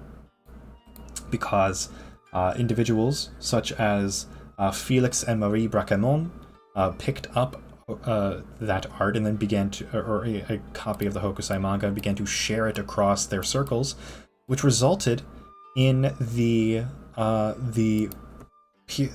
certain French craze, if you will, called Japonisme, or Japonisme, which is it's like Japan mania, right? Is a way that people might refer to it now, if such a thing happened again. Where these French Impressionists were so infatuated by many aspects of this art to where they really wanted to bring it into their own work. So this naturally ended up being influenced. Like influence was given by, okay, here's the Great Wave again. There's Starry Night. Doesn't the strong white flow at the bottom of the sky feel wave-like in its shape? Exactly, it does. It does. Absolutely. The waterlines and the wave and the skylines at Starry Night. Yes, I absolutely agree. With certainty, actually. Additionally, the kind of composition of it is rather similar too, right? Look at it. If you divide it into 4, so let's say quadrants 1, 2, 3, 4, right? Top left is 1, top right is 2, bottom left is 3, bottom right is 4. If we look into both of these pieces, in quadrant 4 of this, you see a personable and, like you see people, right? You also see people here in quadrant 4 of this one. If you look in quadrants 1 and 3, you will see a naturalistic item that seems to loom over the rest of it. Oh, look at that. If you look at quadrant 2, it is almost entirely the sky. Oh, look at that. The composition is quite similar, really. However, they just look very different in some ways, without careful consideration for the way that they work. So, of course, we know for certain that Van Gogh was someone who was very much influenced by the Japanese excuse me, by the Japonisme movement and craze of the time. And it was him and multiple other painters in Paris at the time. Here's another. This is the portrait of Père Tanguy from. This is another piece from Van Gogh. He's actually got various woodblock prints behind this man that he painted him in front of. He directly repainted these. He likes them quite a bit. He had them hung in his studio. We actually discussed this last time as well. He loves this art. And Van Gogh is someone who is very, very important to the work of the Impressionist movement. So, of course, the Impressionist movement is now informed by Hokusai. And I'd like to point out, it's not just Van Gogh. It's also a moment. I believe this is Monet. This is a more or less controversial one. This one tends to get a yes. This is La Japonaise rather, from Monet. This one gets talked about a lot in the topic of cultural appropriation, but regardless, it still is a woman in a kimono from a French artist. You know, like, it is something that is on his mind as an artist. We then move to this piece from Degas. This is Dance Class. This one's a little bit harder to see, but I'd like to point out, if we look at the way that the bottom of the piece is shaded, it is one more specific color across a with a kind of peculiar camera angle, denoting the rest of the scene, and then the upper part of the scene is one color typically. In this case, this this wall color. I will bring up the 36 views one more time in order to try to demonstrate again. Let's look at this one, for example. You can see here the kind of similarity here, right? The floor is very similar to this green, and then the teal is very similar to the red of Mount Fuji in this case. So that's just another thing, right? Even in the compositions, right? Compositions are becoming very important to people, and well, they always are, but becoming very important to look at in this Japanese art for these early impressionists. We move forward as well to The Visit from Marie Cassatt. This has a very similar facial style and flat shading to a lot of woodblock painting, ukiyo-e in general. And finally, of course, there's the portrait of Eugenia Premasi from Klimt. This kind of speaks for itself a little bit. Pazuzu Helmoth VT, hello, thank you for the raid, hi. Good to see you. Thank you for coming in. I'm afraid we are kind of wrapping up, unfortunately, but I hope you enjoy the rest of your stay as for as long as we are here. This dress that this woman is wearing, I feel, definitely encapsulates a certain degree of majesty regarding it as in its own right. It looks rather similar to kimonos in a certain degree, and that's generally what people consider to be that, as well as the attention to very, very vibrant color. Very vibrant color. This music is familiar. I actually cannot hear it at the moment. My headphones are dead.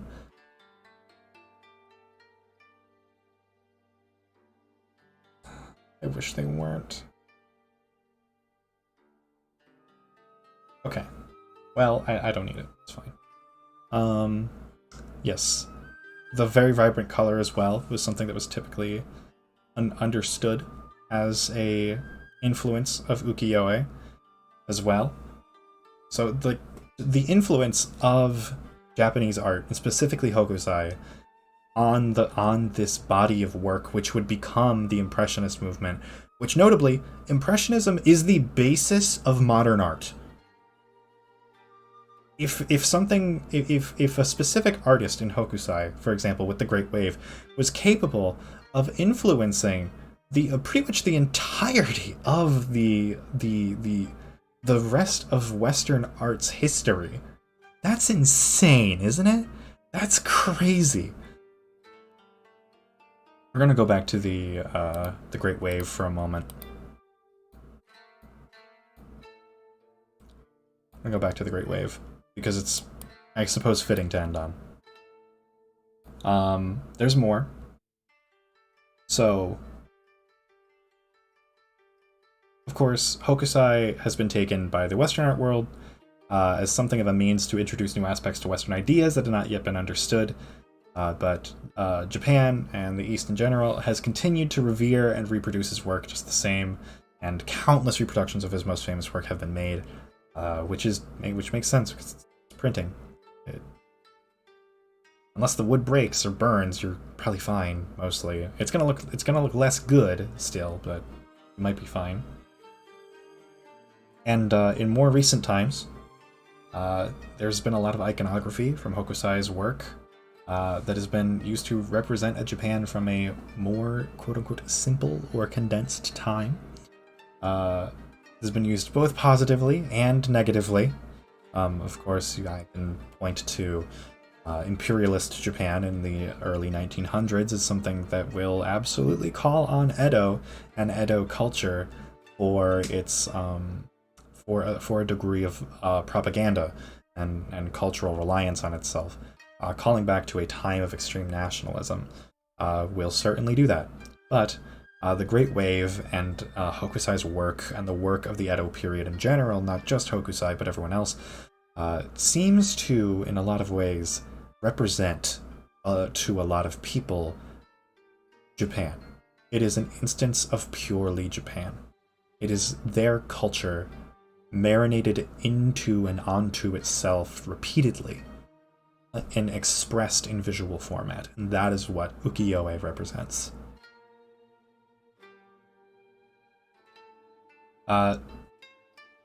That's where I end. You see the Great Wave everywhere, don't you? What more is there to say?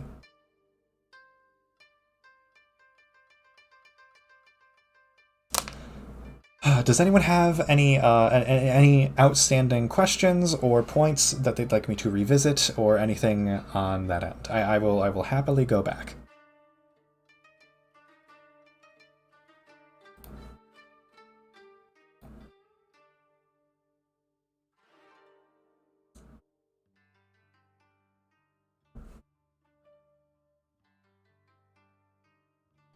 Swallow this. Thank you for the hydrate. Thank you all very much for being here, if there is no questions. I appreciate it very much. Thank you very much for the raid, Pazuzu. I apologize that we are at the end here of our exploration this evening. Nothing comes to mind except a reminder to send some of the art to me, of course. If you are in the Discord, I will be sending all of the files that I have today. Dovecrafting, thank you for following. Kyrie G, thank you for following. Oh my goodness. I will be sending all of this work to a specific channel called Discussed Art. It will all be there. I will categorize it to the best of my ability. Expect that to be up like tomorrow. I hope you all enjoyed. I hope you all learned something today. And I hope to do these with a bit more regularity in the future.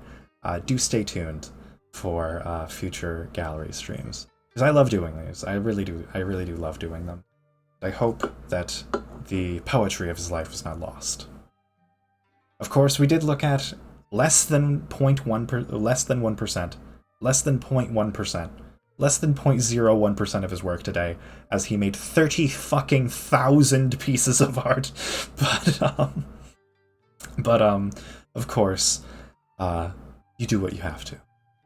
I find his life aligns closely to my personal philosophy. I find this especially interesting. I will say it kind of destroyed him in some ways. I feel like he may have been able to live longer if he went a little easier. It's possible. 30,000 is a lot of art. Arguably too much. Yes, he did not stop. He was a non-stop man. Yes, thank you all yet again. Thank you all very, very much for letting me talk about things that I like to talk about. I'm an art thief because I like the art. And because it's worth a lot. But, ultimately, because of see where his work came from, even his earlier stuff was just phenomenal. Right. On the grind set for sure. Yes, precisely. Yes, I will be sending all of this art to the Discord in the future. I will also be providing a manifest list at some point in time as well in the future, probably on Twitter, if you follow me there. Exclamation point links if you would like to keep up with me, if you are unfamiliar with me. Thank you very, very much. Let's find someone to raid out to, if there's nothing else. If you have any questions for me regarding the artist that you think of later, feel free to DM me, tweet at me, do whatever you need to do. Get a hold of me in many different ways. I don't bite that hard, at the very least. So, if you're interested, I would highly, highly recommend this very cozy and enlightening. I'm glad you felt it was helpful. Good, even. I have been Pinch. I don't have someone to raid. I can't do my outro yet. Excellent stream. This is spectacular. I was glad to be here. Thank you for being here.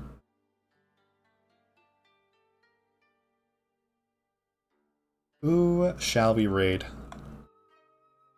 Does anyone know the status of Sasha's stream?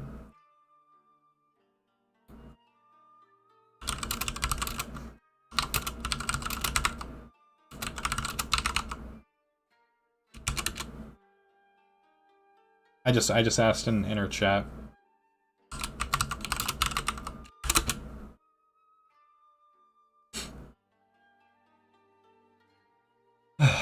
I do hope to do many more of these. So let me, while I'm here, I will level with you about kind of my process for these in the future. The discussed art channel lacks permission to be viewed. Great.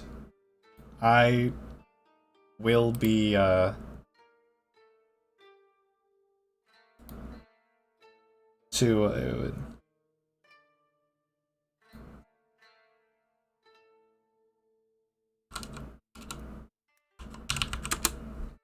we're rating Sasha. Oh wait. No we aren't. She's cutting it in like 20 minutes. No we aren't. We are not rating Sasha. I think she would not want to be rated if that were the case here. Fuck, who else is live? Oh. I forgot it's Poison Points now. We are rating Irisu, who is interviewing Citrus. Hello, Deval the Froge. Hi. Thank you all yet again. But I will give my little piece on how I want these to go. Every third weekend of the month, I'd like to do one of these. Of course, they're a lot of work. They are quite a bit of work. I kind of busted my ass for this one, but I hopefully this means that I will be able to, with greater ease, bring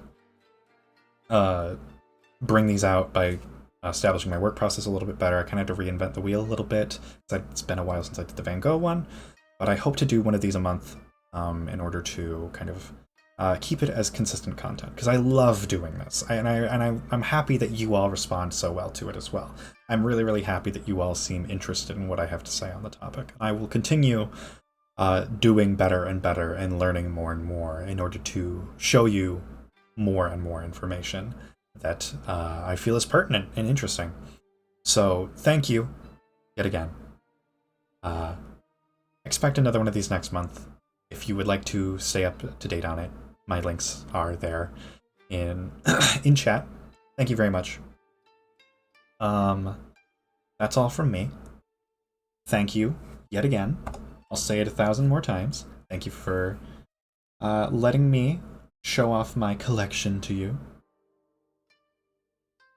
And with that, I have been Pinch. You have been delightful. Have a great night, and check your pockets, by the way.